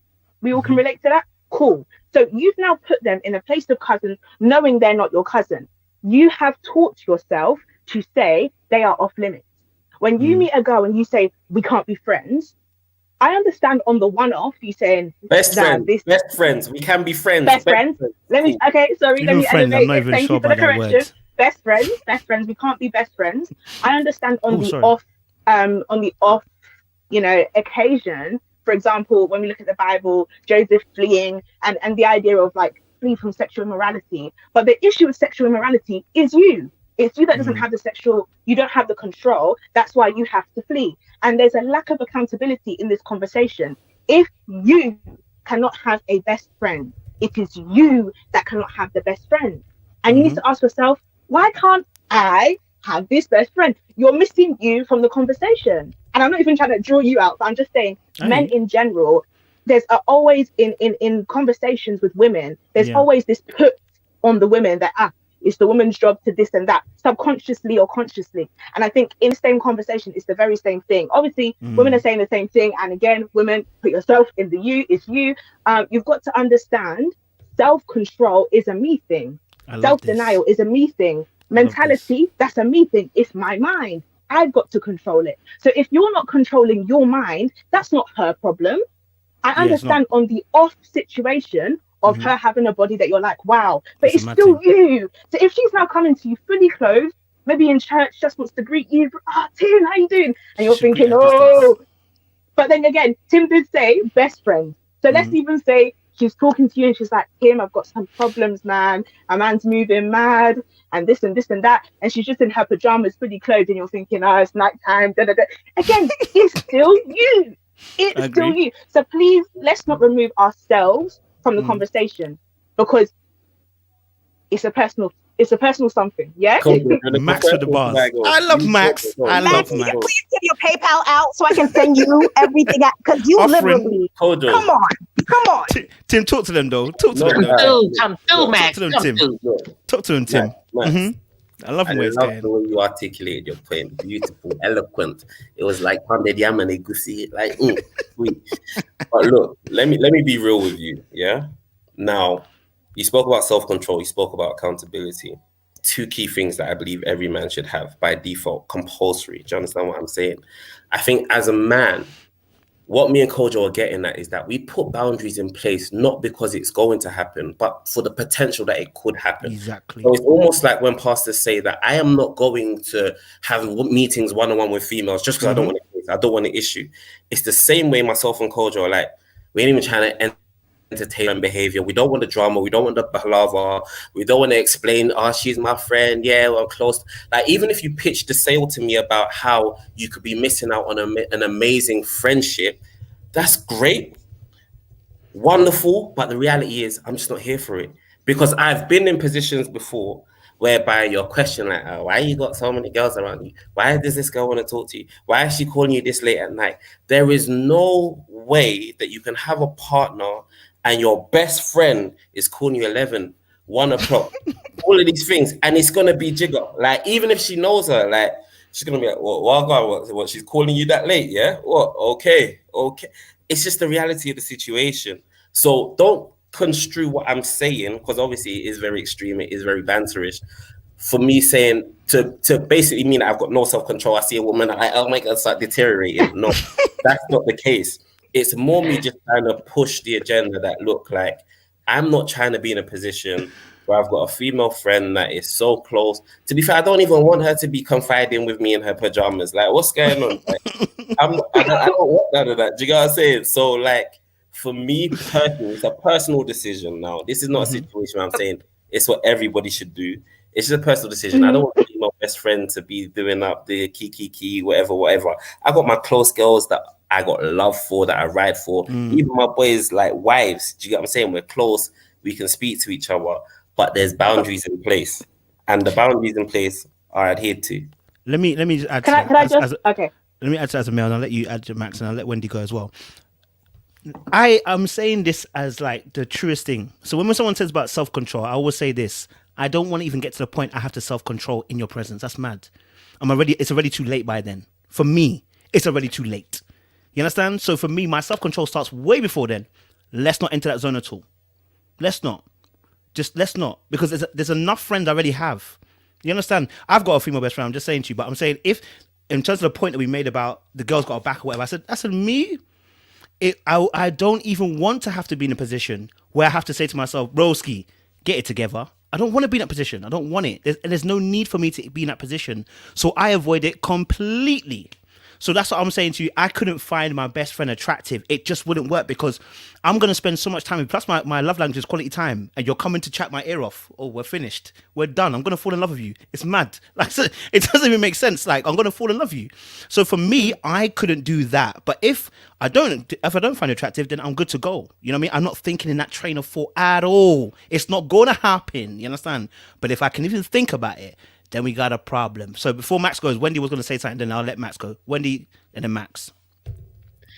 Tim, I do get your point as far as what you're saying is self-control, and especially if you are a man of faith and not putting yourself in a particular situation. Trust me. I get that 110%. This is my only catch-22 with all of that. I think for me, because of the fact that time has been tested, and like I said, I'm 50, right? So being friends with somebody for such a long period of time, there have been point in times when he's been single and I've been single at the exact same time. But we do have boundaries. Just because you can be best friends with a woman, that does not mean that all of a sudden, because y'all best friends, it's no holds barred and y'all walking around each other butt naked. That doesn't mean that. I don't call him at all kind of crazy times of the night, especially if he's in a relationship. I don't call him for anything like that. So we do have boundaries. You know what I'm saying? If I'm seeing somebody, there's no such thing as him just coming over and copping a squat. You know what I'm saying? But the thing is that the friendship exists because it's just always been there. So it's no different than having a female friend. I'm a firm believer that I don't let women just sit up in my house, especially if I'm with a dude. No, I'm not going to do that because I'm not going to test those kind of waters. So if I have boundaries with females, I definitely have boundaries with a man, but that doesn't mean that I can't be friends with that man. It just so happens that my two best friends just so happen to be men. It's not like I sought them out or they sought me out. It just ended up that way. And here we are years later in the game and we're still friends. Wendy, so I don't want you to think that there's no such thing as boundaries, of course. So when you articulate it like that, let's be honest, we're all saying the same thing then. Because for me, as far as I'm concerned, I've got women in my life that, I'll be honest, there's some conversations that you can't have with a man. Like, you need to speak to a woman about certain things, especially if you're trying to understand the woman. We can confide, we can speak with each other. These are my boys' wives, you understand what I'm saying? So when you're speaking it in that line of thought, then I'll even be here saying, I got female best friends as well. That's the reality of the situation. Because I've got women that are very, very close to me, but I know the boundaries. You understand what I'm saying? I know I ain't going to be phoning their phone at 1 a.m. Unless it's life or death or something along those lines, then it's not going to happen. So I think it's just when I hear best friend and I know what a girl and girl best friend looks like, and if you're telling me that the guy and girl best friend is of that same dynamic, you see that sweat? It just, let me write Wendy, before you go again, let me get Max in. Before you go again, Max, I need to get Max in. Go, Max, kick him again. Yeah, so this is no. This is the thing. Like when you said you speak to your friend's wives or best friend's wife or something, like, and you have a close relationship with them. This is what I'm talking about. Like, you should have the ability to do it. Someone should not be able to say or proudly say, I cannot have a best friend of the opposite sex. That is showing a serious issue with self. Yes. That aside, what I wanted to say is, like, many of us here will know the dish jollof rice. There's like a really nice West African rice that I just said West Africa to keep the peace, and it has loads of different ingredients, and tomato or pepper and all these different things. Now, if I make you jollof rice and I make it with ketchup, and you eat it, you'll be like, oh, this tastes disgusting. Now, in your mind, if let's say you have that multiple times, you'll be saying jollof rice is disgusting, right? But if you have the authentic jollof rice, you'll be like, rah, this is really nice. Why am I saying that? Many people have had an introduction to this best friend thing, eating ketchup jollof rice. Yeah? You've had ketchup jollof rice and you're saying, oh, boys and girls should not be best friends. No, the experience you've had has not been authentic. The experience you had, the boundaries were crossed. The experience you had, everything was wrong. So let's not project. Let's not just project. Oh, your bad experiences. And this is not acting, by the way. This is just us talking together. But I had no bad experiences, so definitely you're not talking about me. Okay. You're talking about your black Air Force energy. Lovely. So let's not project, because I feel like whenever we have this conversation, it's always like, oh, boys and girls can't be best friends. There's a lack of maybe you can't do it, and maybe you've had bad experiences in inauthentic relationships. There should be boundaries. There should be respect. There should be security. You should feel secure in it, and your partner should make you secure in it. There's all these things missing. So if we're talking about something that has no boundaries, no accountability, everybody taps out then.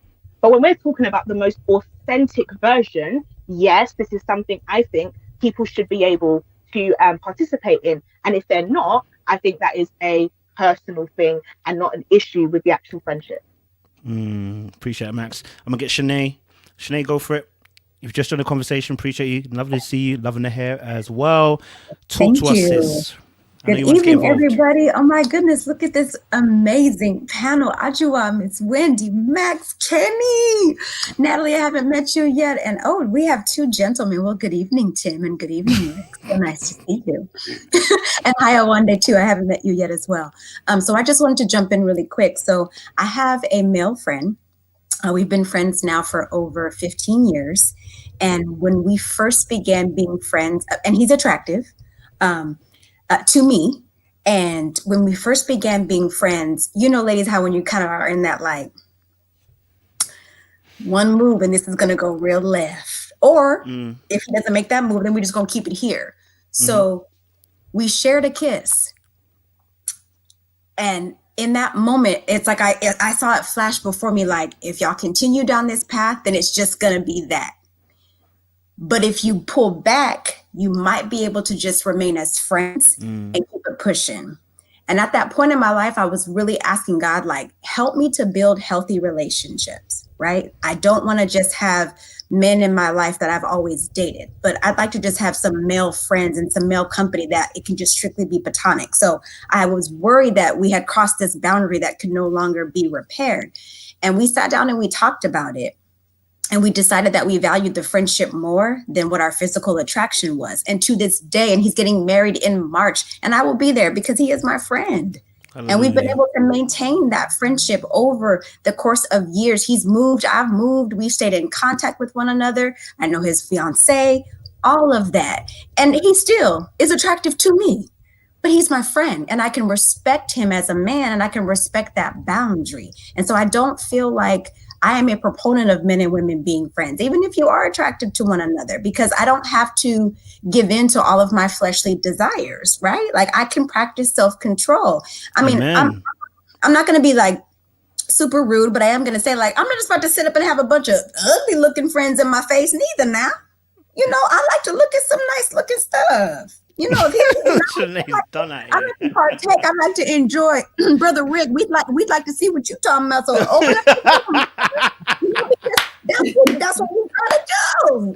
That voice on point. I'm an old lady, but that voice is on point. Rick, you should have showed your face first, bro. That voice, though. You better come through with the picture, sir. We'd like to meet you. We'd like to meet and greet. Pressure. Appreciate you, Shanae. Rick, whenever you're ready. Well, one day, talk to us. One day, talk to us. Yeah, there's a lot of things. Oh, no, wait. Sorry, Rick. I'm going to go one day, then go you. I'll go one day, then go you, Rick, yeah? One day, go for it, then I'll go Rick. I feel like I can see where Koja and Tim are coming from. And I don't think it's fair to sort of, for lack of a better word, shun them for the stance that they've taken. Because for me, you know, boundaries is one conversation, but the extent of the boundaries is another. And I feel like what Koja and Tim are saying is that the extent of my boundary is that if you are even a tinge attractive to me, that will, and if you're a tinge attractive to me, and we are close enough that we are discussing personal, intimate details about my life, and knowing that, like Koja said, he's somebody whose love language is quality time, that will then it will become a barrier, it will disturb, it will become an interruption from just mere friendship, and that it will be too easy for him to then um, bring too close the extent of the boundary and cross it. So for me, I think I respect the fact that Tim and Kojo know the extent of their boundaries enough to know that I'm not even going to let you this close, because I know how I am and the nature that this relationship will take can lead me to breaking these boundaries. So I don't see a heart issue in this.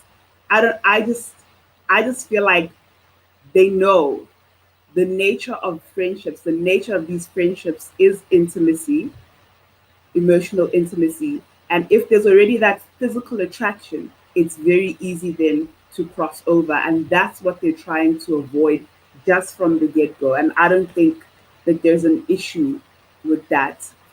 I think for each person, you know where your finish line, where your start line is. And I think that's it for Tim and Kojo. Rick, you wanted to say something? Go for it, Rick, and then I'll Yeah, I'm get just Adjoah as losing it well. here, man. Oh my Talk God. to him, Like bro. Max just gave me like a orgasm. Like I was like, oh my God, like this is like real talk right here. You know, well, I don't know. For myself, I just started a long time ago to not be in the objectifying space of women. I mean, I think that's where it starts for a lot of Of course. guys, especially guys that are not like in that spiritual realm. You know what I'm saying? Women get Mm-hmm. a lot of grooming coming up. His hair, Yep. girl, his nails, where's he work? Look at his shoes. They get all this stuff. You know what guys mostly get? Excuse my French. Look at that ass. That's Mm. what guys get a lot of. You know what I'm saying? And so the culture of objectifying a lot is really what's responsible for that inability to develop relationships that are just platonic and are just, that are not that. Mm. Guys, especially guys, I know I'm looking at all these pretty faces. I'm excluding you guys for the No worries, anyway. see. I'm looking at all these beautiful ladies and guys just feel like you all are coaches and Mm. we're all basketball players and we looking at Shanae like, girl, call me off the bench. I'm just I'm just Ready sitting on to the get bench. in there. Call me off the bench. That's the guys that's waiting in the wings, you know. They're waiting to get called off the bench and they just hanging out. They at the game. They at every game in their jersey and they just waiting to be called. So I mean, there's a lot of wisdom being dropped here. But a lot of that is kind of bred into kind of the way guys are brought up more than anything else. I mean, Mm-hmm. you know what I'm saying? Mm. And like I said, more spiritual guys get away from that. They change their way of thinking. You know, more intellectual guys, they do that. And some guys is just where they are. In their Mm-hmm. lane of whatever it is. It's hard to what do they call it? Being set in your ways once Mm-hmm. you know what I mean. Once you've just been going that way so long, it's Mm. like you go, Joe. You like, nope, not gonna happen. Nope. If you pass that line, the gray space, You out. So I mean, you kind of have to work yourself out of that kind of mentally. Like for myself, I just kind of, when I was younger growing up, I just kind of just groomed myself out of it because I mean, what is it? It's a groomed thing. I mean, you don't when you're a kid and you're growing up and you're Mm-hmm. being around girls, you're not even looking at that. Most of it is just more on an exploration side than an objectifying side. Mm-hmm. The rest of that starts getting groomed into you as you become a teenager and all that. It's the people you're around, it's what people saying, it's what you're hearing grown folks Agree. say. You know what I mean? So those people that are around you during that period where you're getting molded create a lot of your thinking about how you deal with the opposite sex and how you Mm. objectify people, women. And I look at women and I say, and when I see women that are beautiful, like I'm looking at all these beautiful faces, I think to myself, I know they get tired of that, especially from people you don't want it from. Mm-hmm. The objectifying. You know what I Mm. mean? every place you go, every time you're doing something, you know. And if your best friend is checking out your naughty bits every time you go pull something out of the stove or something like that, you know, and yeah, he's on the bench. So we know you call him Jersey, so he can come off the bench. And that's pretty much kind of my point of view on it. But Max was killing. I was just like, yeah, it's you. It's not.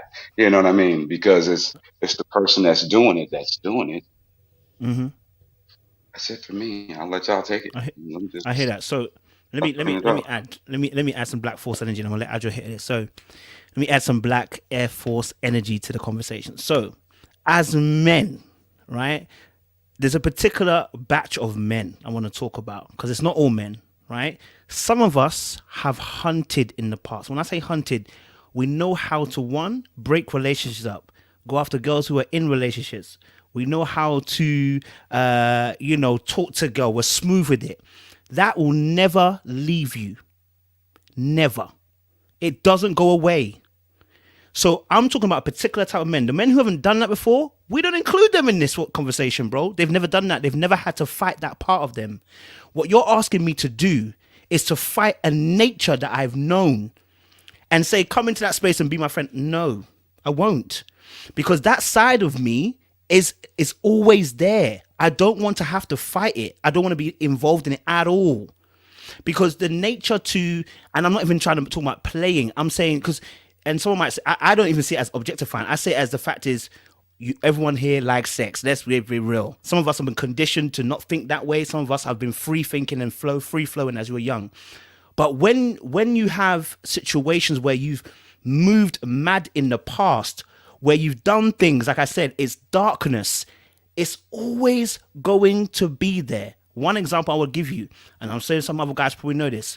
If you've taken a girl of someone else's, of another man, you will never trust friendships really properly ever again. Never. Because once you've taken someone else from someone else, you've known that, hey, this can actually happen. Raw. This is real life. I gotta be on my ball game. And I always use this quote. Liam Neeson said to his daughter, look, I don't want you going to Paris. Why? Because what his job was, he saw all the dangers. Once you've seen all the dangers, you can never turn it off. Christian or no Christian, I've always got to fight this nature now to be that guy. It's always there. So I don't even want to be in that space at all. So if you're a bad looking B, fantastic. I appreciate you. You know what? God bless you. May you continue to be a bad B. Be a bad B in your own life. You don't need to involve mine. I got enough friend as it is. And when I say friend, I want to make it very clear. Not that we can't be cool. Not that we can't be cordial. Not that there may be a business meeting. No. Those things are fine. But you're asking me to be a friend. That means trust, everything like that, faithfulness. Oh, Lord, darling, listen, you're doing a bit too much. Let's just be business acquaintances. When I see you at the business meeting, that's great. Colleague, that's great. But now you want me to be your friend? I'm so sorry. I cannot do it. Since I've lived the life of a dark lord, I cannot give myself to that space to be in that particular arena again. Adjoah, talk to me, and then I'm going to get Tim to add on to the Black Force there. Talk to me. All right. So when I first saw the topic, when you first started talking about the topic of why can't we leave, the first thing that came to mind was attachment styles. Mm-hmm. And I think this is something that we really need to hit on. We all have different sets of attachment styles. So hopefully we can touch on that before the live is over. But let me go to this best friend thing. I think we really missed something that Max said, right? She said it's more so a projection. This is a projection of what you feel you can't do, and you're projecting it on someone else. Now, the one thing we all love about your channel is that we come here to try to see the things that we're doing wrong and try to find healthy ways to do it right. We can't brush this off, right? This is a very unhealthy way to approach relationships. And if we want to have healthy relationships with each other and even with ourselves, if you want to have a healthy relationship with yourself and with other people, you have to know where your boundaries, even though they're set, are still set wrongly. And if your boundary is that you cannot have the opposite sex as a true friend, a platonic friend, without being sexual, then it's time for you to check yourself. It really is time for you to really have a deep dive. And it's not a dig. Absolutely not. Right? We're just on a journey. Life is a journey. we're trying to get on a journey to actually be our most healthy self, then you need to be able to just sit for a minute and check yourself. Why is it that I'm so uncomfortable with this? What is it that I myself have in me that I feel I can't control, why I'm projecting this on someone else? Because I can't reiterate it. My friend is platonically a friend, but that's because I have it in me and I have that maturity level to be able to respect the boundaries that are set, because I'm smart enough. I'm not going to try to say, oh, I want to be his woman. No, that's not what I'm trying to do. Right. So I'm just saying we can't necessarily brush it off. And I love that we have different sexes on here so we can actually have a very honest conversation. We need to really look at ourselves. Tim, what is it that really, like, dig deep, a little deeper, other than I'm looking at somebody's bum? Because as Max said, your friend's wife, you don't check her out, right? And she may be bad and batty. Okay, so why can't you, what is it that is preventing you to have boundaries? No, you just said it. No, you just said it. No, what did I say? Men and men. Okay, here's a boundary. Men and men, there's a boundary. Unstated, there's a boundary. If I'm not gay, there's a boundary. Regardless of what anyone says, there's a boundary. When it's men and female, there is no boundary. I have to put in a boundary. That's completely different. Now I'm having to put that in. See the difference? One exists. No. Your attraction is not put in. I'm not putting in a boundary. Kojo, listen, you did put a boundary in with the wife. You did. That boundary did not come with. No. What I'm trying to say, let me land. What I'm trying to say, it's okay. I'll love. What I'm trying to say is when you were born, right? It was not computed into you that your friend Tim's wife is a boundary. That is a boundary that you picked up. That is a learned behavior. And in the same way that you have learned that behavior, you can learn that Adjoah is a homie and I don't need to smash, right? You can learn that. It's a learned behavior. The thing about it is that you don't want to learn it because then it actually goes against your nature and the enjoyment you have when you see a woman and you want to smash. See, when you learn that behavior, then that means that now you actually have a new boundary set of I'm not going to smash every woman. And the truth about it is, as men, you don't want to learn it. That's it. Let's be real. You don't want to learn it. You don't want to learn it because you want to know that, you can go and spread your seeds whenever you want to. It's a power move, right? It's a power move and you don't want to learn it. We don't. That's the point why we're saying that we're not going to do it. That's the point. No, but I want you to see the selfish nature of it. But it's not selfish. Nature. If I don't want to learn it, absolutely selfish. I don't want it. How's that? Okay, how's it selfish? If I don't want you as my friend, no, wait. How can it be selfish if I don't want you as my friend? I don't want you as my friend. You're telling me I'm selfish. I don't want you as a friend. Listen, Kojo. Listen, Kojo. You're too buff. No, listen. What we're saying is, go on. You just it's because you don't want to make that exception for everyone. Because once you know you can make an exception for one, then it's possible to make the exception for all. And you don't want that because you want to be able to look at somebody's bum and want to do what you want to do. But that's why I don't want to look at the bum. That's the point. We don't. Okay, I will let Tim jump in. Tim, jump in. Give it the Black Air Forces. Give it the App Forces. Women, I wanted to understand. I love this, by the way, women. And I will let Natalie go after. Yeah. Matt, go for it. How do you pronounce your name? Is it Adjoah? Okay, cool. He's from Nigeria. I don't feel like you guys are listening to what we're saying. And I feel like a lot of us, when I look at the entire conversation, we are saying similar things, but we're actually pitching it from a different angle. So we're understanding it from our perspective as men, knowing how we're wired, knowing how men naturally see women.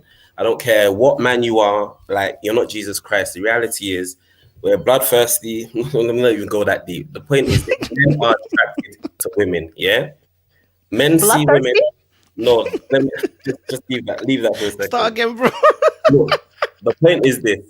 Men are attracted to women, yeah? When a man sees a woman, there's a natural attraction there, yeah? What we're trying to get at is this. We do not want a dynamical relationship where things go to a certain, or have even the possibility of getting to a certain extent. That is not saying that we don't have fruitful relationships with ladies It does not mean that when you're saying best friend, for me, this conversation is down to definition. How do you define best friend? Because if you're talking to me about somebody that I can speak to, somebody I can spend time with, generally, so on and so forth, within certain boundaries, we've all got that. That's the reality of the situation. But when I'm thinking about best friend, and the way I'm hearing pajamas and sleepovers and this kind of nonsense, why did Tim have to go that far? I'm not here for that. I'm not here for that. You get what I'm saying? You didn't hear that from me. Kojo said pajamas, like she's talking to you in her pajamas and all this shenanigans and whatever. I don't want to link up on that kind of motive with no female friend. Like, let's talk, let's vibe, let's be cool. I don't mind at all. But I guess like you guys are saying that you've got best friends with boundaries. I'm saying I've got friends that are females with boundaries as well. Like, what are we saying that's different? You want me to go to the extension of saying this is my female best friend and but I'm just not on that. The hunter wants to hunt. Natalie, go for it. Talk to us, and then we'll get Kenny on. Go for it. Adjoah, she hit my point. So I'm kind of piggybacking off of her, and I get what she's saying. And also Tim, and Kojo, I get what both of you guys are saying. I understand there's a level of being a man that's just going to be you. Like you said, if that's who you were, you got a girl from another dude, and y'all are, wired that way. I understand that. And I guess for us women who are okay with having opposite sex best friends, I guess it's more of the exercise of, for the guys who are against it, why not explore it? Why not try it? Why not exercise that weaker muscle? If you don't have the self-control or you're not used to being a friend to a female in that way, then why not explore that to just kind of see if it could have been a bad experience, like Max said. Maybe it was a trauma, or maybe you just never saw it, so you don't know that it's possible. And at the same time, we're taking from you guys that we can't make you unbe men. We know men like asses, in Rick's words, and y'all like bodies and your visuals, and we understand that too. That's why we put on what we put on. That's why we wear tight jeans, because we don't wear it for other girls. I promise you. Thank you. Someone admitted it. Hallelujah. Yeah, thank you. No. No, don't get me wrong. Now, girls will compliment each other. Oh, you're pretty. Oh, I love your hair. Oh, girl, you got a nice butt. Like, we do that, but I don't. When I get dressed for my man. I want to look good for him. Not when I'm not working, but on my day-to-day. So yeah, I want to look good. I want to turn heads, and even when I'm out in public, I want a dude to see me because I want to still feel like I got it. I'm getting older, and I'm like, do I still have a little bit? So yeah. But back to the point, I just think that we just kind of wanted to put out there that it's okay. It's not like this hard line in the sand between best friends and the sexes. I think that it's doable.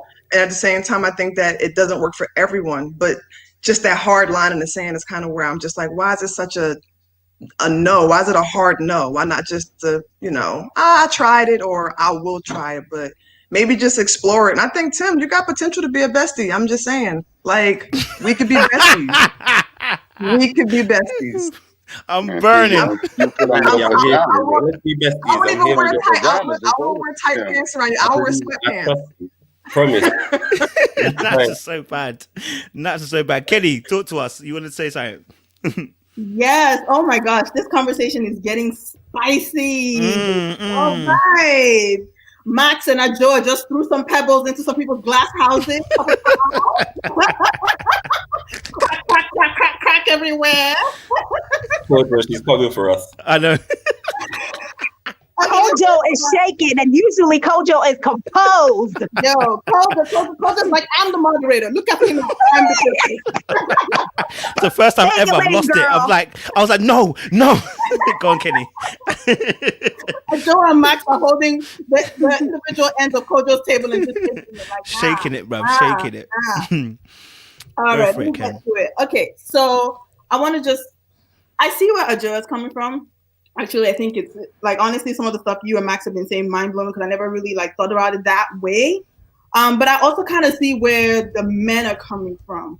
I think what we're running into is nature versus nurture. I've always said when I talk to my friends, society does not challenge men to grow. Society bends, molds, and adjusts for men. Women are the ones who go to seminars, all that good stuff, because we have to grow. Black women, especially, we have to grow. Like, the more of a minority you are, the more you have to, take on these skills to navigate life successfully, because the odds are not in your favor. That's right? True. So for the men here, yes, you're coming from a nature, bloodthirsty, whatever you want to use, but bear in mind that society has just set you guys up with crutches. Okay, so it's a brave man that decides that he wants to learn how to stand on his own. He wants to learn how to think of his own. He doesn't want to just let all the sex from the TV and the music drive him. It is hard. I'm not saying this like you should be better. No, it is hard. I acknowledge the fact that it is hard. Like, if everything around you enables you for you to bucket, like, who doesn't want an easy life? That's one. Two, to Koja's point about not looking at man's woman, I like British slang, man's woman, like, a woman who is married to a man in the same way as you would look at a single person. That's ownership. You look at a woman as property who is owned by a man. That's literally what it is. It is subconscious, but that's what's happening. You're looking at that woman as she is that man's property, so I can't covet his own. You understand? And that ties into the objectification. It ties into it all. It ties into how society views women. So even as woke as we are, I think we've just stumbled on a blind spot. I'm gonna touch on that. Woman that said, if that's her husband, I ain't looking at her. It's just like you wouldn't look at his car. It's just like you wouldn't look at his chair. You won't look at anything that belongs to another man. But if it's on the street curb, you just pick it up and not think about anything. And so you're looking at a woman who is not under the covering of a man, as she's a sofa on the street, pretty much. She has no owner. Mm-hmm. Okay. All right. Can I add to that? Wait, I'm gonna respond to that, Tim. I'm gonna respond to that. Hey, no, before that, I'm gonna respond to that because you said something which is really interesting. When we look at another man's wife, we don't look at her as an object. We look at her as territory, in the sense of, if I have to go over there, no, not her. The man, because the whole point is this: if I enter that territory, and it's not that I don't find her attractive. There's a difference. I can still find her attractive. I just never would cross that line, because as soon as I do, it's war. Yeah, you understand? Not that she's an object. Not that she's an object. Exactly. I only use sex. Maybe object is not the word. I don't mean to cut you off. I just want to clarify. Maybe object is not the word, but it's because she's in someone else's house. Okay. Yes. She's not on the street curb. She's under someone's ownership. She may not be an object, but she's under someone. Kenny, what are you trying to get? The word is jurisdiction. Jurisdiction. That's not under. I don't. Somebody else's jurisdiction. That's not under. That's not under. We are saying we can't cross certain lines. I'm saying, Coach, it's not a conscious thought. Coach, let it sit for a second. I'm not saying you look at women intentionally as their objects. I'm saying you respect women, all of you. You respect women, but there is a blind spot that we're nudging on right now. And I haven't thought about it until today, because I was like, why is it that when it's another man's woman that it's another man's woman? Even the friend. No, but the whole thing we're talking about is a friend. I still wouldn't be her friend. That's the whole point. I wouldn't even be her friend. Like, regardless of whether he's a man, I wouldn't be her friend. But when Adjoah brought it up, it wasn't about friend. It was about looking at her, like, look at her bum. Like, look. No, I use it as an extreme. I just wouldn't be her friend. This is the whole point. I wouldn't be. If I'm attracted to you, I'm going to keep distance. Irrespective of whether you, I just will keep distance, because I don't want to have any issues on my end. I don't know how you feel. I don't want any issues on my end. So to hold myself accountable, I say, don't even engage. That's me. So if it's selfish that I want to discipline myself and say, Coach, keep yourself to yourself, that makes no sense. That's an entitlement on your part. That you want me to be that I should be comfortable enough to be your friend. I'm saying my self-discipline starts before I get there. I don't want to think and feel. But I'm going to, and then I went I'm gonna let Tim go. I'm gonna let Tim go. All right, Kenny, go. I hear you. I'm not saying. Okay. I'm not. Let me clarify my standpoint. I'm not team. You must be willing to have the opposite sex as a friend. I'm not team that. All I'm saying is, based on the reasons you're giving to those who are team that, there are some blind spots that we may want to take into consideration. I think everyone do what it is that works for you where you are. But I'm saying for those who are pro it or pro at least considering it, society doesn't enable you to even like move to that other side with these ladies, Max and Adjoah, because of the crutches that society gives you, where you don't have to build that muscle. And also the way we've been framing looking at women who are under a certain jurisdiction, I'm just saying question what you think is nature. That's all I'm saying. Go on, Tim. Let me ask a question, and this is to Adjoah, Max, and Kenny, because I think they've flown the flag the most in this conversation. Yeah, ladies. Yeah, what is the dynamic? I want you to give me, like, I want you to articulate so I can visually imagine what your male best friend looks like. What's the dynamic of the relationship? Like, throw in a bit of, you can all three of you come off mute. Like, so that I can understand, because as far as I'm concerned, yeah, if it's gonna be the same dynamic as the relationship then that I have with my boy's wife or so on and so forth, then this conversation is borderline redundant. So I want to hear it. So all right, Tim. Since I was the one with the, can I please jump in? Oh, Wendy, come in as well, yeah. Please, because I was the one who said I had the male best friend. Mm-hmm. Here's I have the a female thing. best friend, so. Well, here's the thing. When somebody becomes your best friend, be it male or female, you don't go into the relationship saying, you're going to be my best friend. That's true. Nobody does that. Even if it's dude on dude, female on female. When you end up being somebody's best friend, or usually, well, at this stage in life, when somebody is your best friend, it grows that way, just like with any other relationship. When I say best friend, I mean that he's closer to me as far as dependability and things that we happen to have in common more so than anybody else. And to your point, I'm gonna make this point real quick and I'm gonna shut my mouth. To your point, you got to keep in mind it's the stages in life.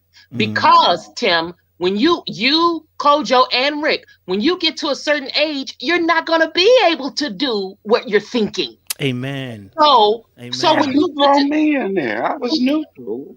Hey, look, take this just from my old head, right? Just from my old head, right? At a certain point, things aren't going to be the way that they used to be. I agree. So the dynamics in your relationships, it's going to change, just like it was when you were 5, when boys and girls were pretty much the same. When you get to a certain age, that male and female relationship or that rapport, it starts to get right back on that same level again, because you can't do what you used to do. I agree. And the opposite side of that friendship, Tim, this is what I want to put this bug in your ear. Think about this way. If a woman and a man are best friends, and especially you've been friends as long as I have, don't you think by now something about, I know things about him that I wouldn't want to be his woman. He knows things about me that he wouldn't want to be my man. So once you get to that point, there's nothing left but friendship. I don't want to be his woman because I know things about him that even the women that have dated him, they don't know. And I'd be like, good for you. That's great. He knows things about me that a dude may go, good for you. That's great. So you got to think about both sides of the friendship, not just going into it, but what happens once you get on the other side? Because once you get to a certain age, it ain't gonna be that way. I'm telling you. Are you saying that the best friend relationship is basically we talk and we open up about our lives to each other, and we basically just pour into each other? He pours into me, I pour into her, and that's just the dynamic of the relationship. Basically, you go out, you link up, generally, so on and so forth, here and there. What I'm saying, the relationship. What I'm saying is that's what happens, and that's a part of it. When you become somebody's best friend, you most of the time you don't even know that that's happening. It's a rapport that's developing over time. Best friends should not be overnight. It takes time to be somebody's best friend. Well, like if I've got female friends that I've had for like 15 years. I got one girl from Brixton from the age of like 6, 7. We've known each other. Yeah, so that's like over 20 plus years friendship. Have I explored anything with her? No. We grew up together, very, very close friends. I could classify her, I guess, as a female best friend because we've done life together to a large extent. But if that's all you're saying, that the definition of what it is that you're pitching, then I'm sure Kojo's in that same predicament as well. Do you understand what I'm saying? So if that's the case, then we all got female best friends, I guess. Like Kojo, that's the reality. I've only got one. I'm sure you've got probably 1 or 2 females that you've spoken. That are close, but I've only got one. Exactly. So I think it's, for me, the moment I hear best friend, and I'm thinking, would you let your girl or your guy be your best friend? Immediately, I'm thinking the dynamic of the relationship. That's all crazy. Like, if I know what female to female relationships should usually look like, do you get what I'm saying? I've seen girls together, and Kojo, you can even say when girls get together and they're in their own bubble, we men just look like, whoa. Like they're really on their own thing. Do you understand what I'm saying? So if now you're telling me that a guy is doing that with my girl, my wife, hold on. If you feel like your loins are aching, here's the thing. Here's my thing, and I'm going against other women. Excuse me, I'm just saying it. I'm just saying it this way. For all men, if you feel like that you can't be friends with a woman, then don't be. You should not be. You shouldn't be, because that's not where you are in your head and in your life yet. If that is not where you are, you should not be there. I will be the last person to try to force that upon you. My experience was just over time, and I just happen to have a unique situation. But if you feel like that temptation is that strong, and you know that you're there and you're highly sexual in your life at this point, then no, you shouldn't be best friends with a woman, because you know what your motive is. It's all about motivation. If you know that you have ill intent, when I say ill intent, I mean you want to smash, as y'all said. If you know that you want to smash, then no. Don't come at me as my best friend. Tell me you're going to smash. Hallelujah. Sinead, talk to Sinead and Rick. Sinead and Rick. Go for it. So I'm trying to understand something, because this train of thought makes it seem like, so when you encounter new people in your life, based on your attraction to them, you have to put them in a friend zone category, or this potential don't know, not sure exactly, but I kind of want to hold on to see category. And I just feel like you miss out on great people, great opportunities, great moments, great dynamics, great ways to be challenged in your thought process. You miss out on so much by just immediately leading with what your flesh wants or what you're attracted to. I think off rip, if I see you and you look good and I look good back, can we just celebrate like, I see you out here, I see you seeing me and I'm seeing you, and we just be cool like that, and we can move it from there and see where things go. But I'm not. Shanae, I agree with what you're saying wholeheartedly. It's the word best friend. If you're talking to me and you're telling me female friends, yeah, of course I got female friends. Very good relationships as well. And a lot of them are beautiful women. And we've got like the standard boundaries in place to make sure that we don't entertain anything and go beyond those bounds. That's standard procedures. But when you're saying best friends, this is what I'm saying. It's all about the definition of the word and what we're construing it to mean. And if you guys are just saying it's just a very, very solid relationship with someone of the opposite sex, then yeah, we've got that. I'm gonna let Rick. Oh, you haven't finished. Sorry. Go on. Because I don't know about Rick and Kojo, but so Tim says he has that. Kojo said he can't do it, and I think I definitely can do it. I'm not sure. I can't. I don't want to put you out there, Rick, but I really do want us to really consider that, because I don't know about the other women on the panel, but like I don't put that much thought into a man that I first meet, even if he's attractive, as to like, oh, you know what, I have to hold off because he's so attractive. It's like, he can look good and I can celebrate all of that. Like, bro, you out here looking good. And that might be how we start the conversation. Now, if we end up dating or being friends, whatever. But you can't possibly be just torn just because that's your attraction. When do you ever grow from just what you're attracted to? Because I've got great people in my life that I've met that it didn't have anything to do with that. So, well, before I let Rick say, let me just say, this topic is interesting, because what I want to make clear is when we're talking about, because I polarized it a lot. I went straight to, oh, she's got a bunda, right? I polarized it to go to its absolute extreme. But the truth of the matter, what I'm saying is, as we dealing with people that we're encountering, it's not that I can't be cool with you.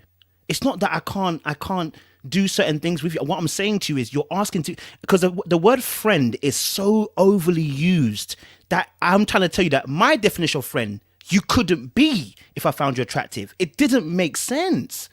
I could have you as an acquaintance. I could have you as an associate. I could have you as a business partner. But as a friend, and I take friend to be the deeper. I don't have many friends. I want you to understand this. I don't have many friends.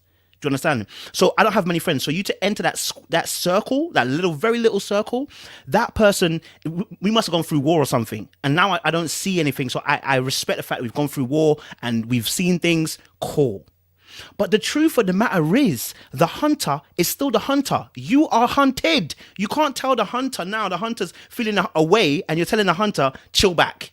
you be able to chill back. I'm a hunter. The hunter's always going to be feeling that way. So instead of allowing the hunter to come out, I say, hey, I respect it. I can be cool with you. We can chill. I don't need to be getting coffees with you. I don't need to be talking to you. I don't need to be. And here's the thing I said earlier on. When it comes to males and females, right? Even my male and female friendships, my best friend, there's a limitation. There is a limitation. Let me tell you, it has a limitation. If me and Tim are boys, yeah, he says, bro, listen, you can sleep in the same bed, bro. Cool. And I had a girl, my girl would never have a problem. If I told her, my best friend, I'm going to sleep in the same bed with my female best friend, I expect her to have a problem. If she trusts me that much, I'm going to be like, girl, yeah, you giving me play to move mad. I expect there to be limitations to even that friendship. So all I'm saying is, for us as the hunters, for us as men, we're saying we create this kind of line and say, hey, not that we can't be cool with you, you're just not going to be my friend. You understand? So that's how I would say. Rick, have the last word on this. Have the last word, bro. Yeah, for me, I just think back to when I first stumbled onto this channel, and it was a stumble. It showed up. Let me go see what is this, But the thing was that when I did, the people that were on the panel talking, I kind of didn't really enter it as entertainment because of the conversation. Mm. But I kind of leaned back some, got out of my own head, and just listened, right?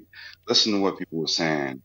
A little while back in the conversation, I can't remember if it was you or Tim, someone said, you women aren't listening to us. And my immediate thought, because I'm typically chilling in the backdrop here, was, no, kind of, we're not really listening to them here either, because they're dropping a lot of gems and you can't be inside a woman's head if you're not listening to what a woman is saying. I look at it as even for all of us, even like this as a community, I mean, that's how communities evolve is by having the dialogue. It might be the hard talk and people might bump heads and not agree and all this and all that. But like as long as you're having it, like me, I'm just trying to absorb because I'm hearing a lot of different things that make a lot of sense. And from the guys, I kind of get the perspective. From the women, it's like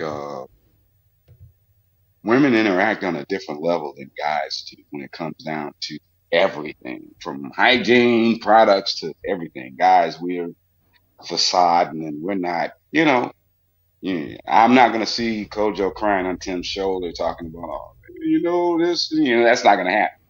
But the women will do it. They share a lot more than we share.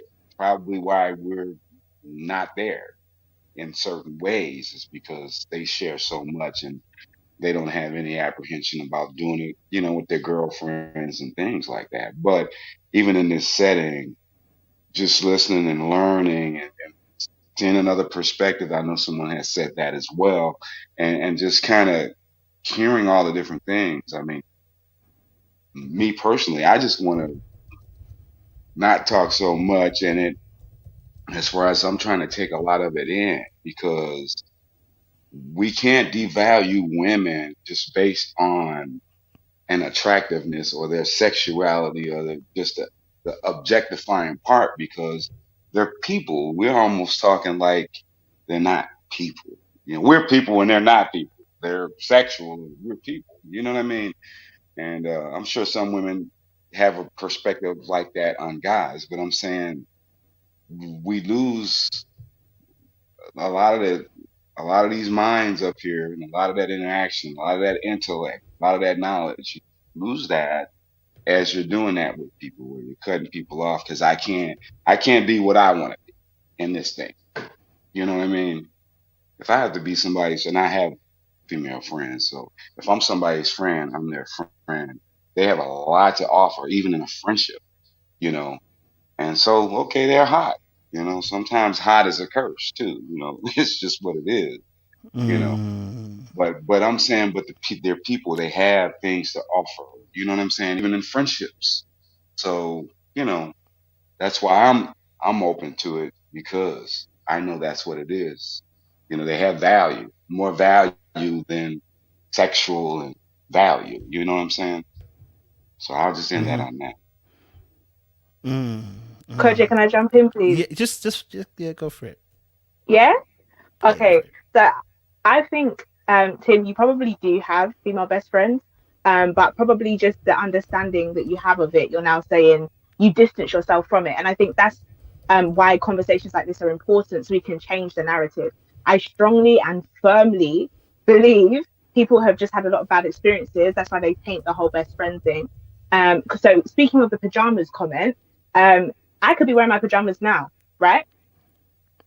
Is that a problem? I'm not saying lingerie. I said pajamas. Like, what's wrong with lingerie? Why can't you wear lingerie? It's two different things. Lingerie could be your pajamas, though, no? No, it could, but I wasn't saying that. That's what I'm saying. Your perception, you're always jumping to the worst thing. Why? Because you've had that bad experience. And if you're having a conversation with, you've got the fruits of bad experience without the bad experience. So I don't know if that's winning. Yeah, you can say that. That's not winning though, because you have the bad mentality without the bad experience. So why have you adopted someone else's pain or trauma? That's not your own. Live from your own experience. If you haven't had a bad experience, why project?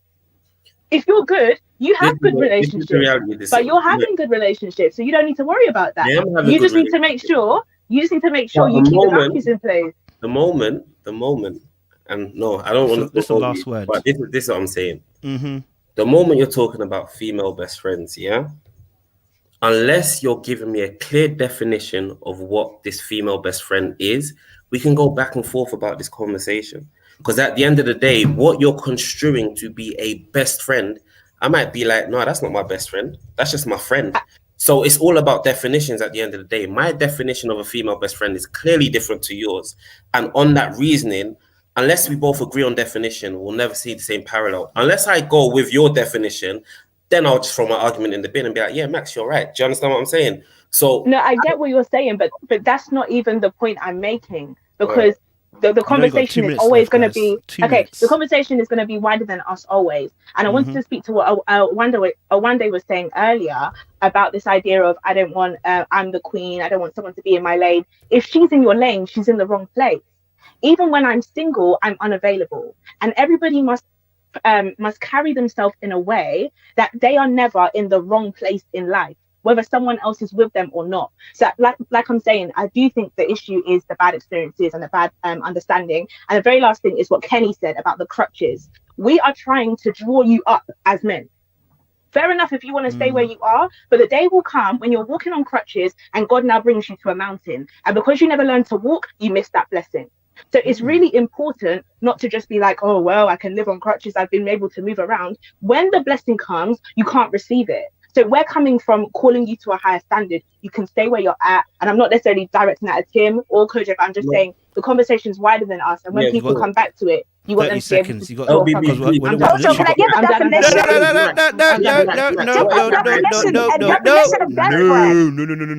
No, because we're at the end. We're at the end. Also cancel We're at the end. Tim, I'm ready to be. Tim, I know you want to do it. You can chat about us at the background. No, wait. You can chat about us in the background. You can chat about us. I promise you can chat in the background, and you can have your last word to say. All I want to say is, listen, guys, it's been a mad conversation. It's been a mad conversation. But you know what I loved? It's good to have both men and women on the panel, because then it doesn't go one way. All I would say is, it's been amazing to hear different perspectives. And I love the intelligence on the panel. Everybody's talking from their perspective, but they're talking with some wisdom in their own right. And so I appreciate that. Guys, I want to see more of that. So next week, it's not part 2. Next week, we are talking about heartbreak hell. All right? Have you suffered a heartbreak? You understand, right? We're going to talk about that. I just want to say, ladies, we appreciate you. Keep looking beautiful, you understand? Yes, we do. Yeah. Ladies, keep looking glorious, you understand? And we appreciate, you understand? Yeah. Man, them, stay fresh, you understand? Guys, thank you so much for having this conversation with us, guys. We'll be back next week, same time, again, talking about heartbreak hell. Do you understand? Yeah. We're gonna have to talk about this another time, you understand? I know it's touchy for a lot of us, but we'll go there another time, all right? Appreciate you guys. Stay locked.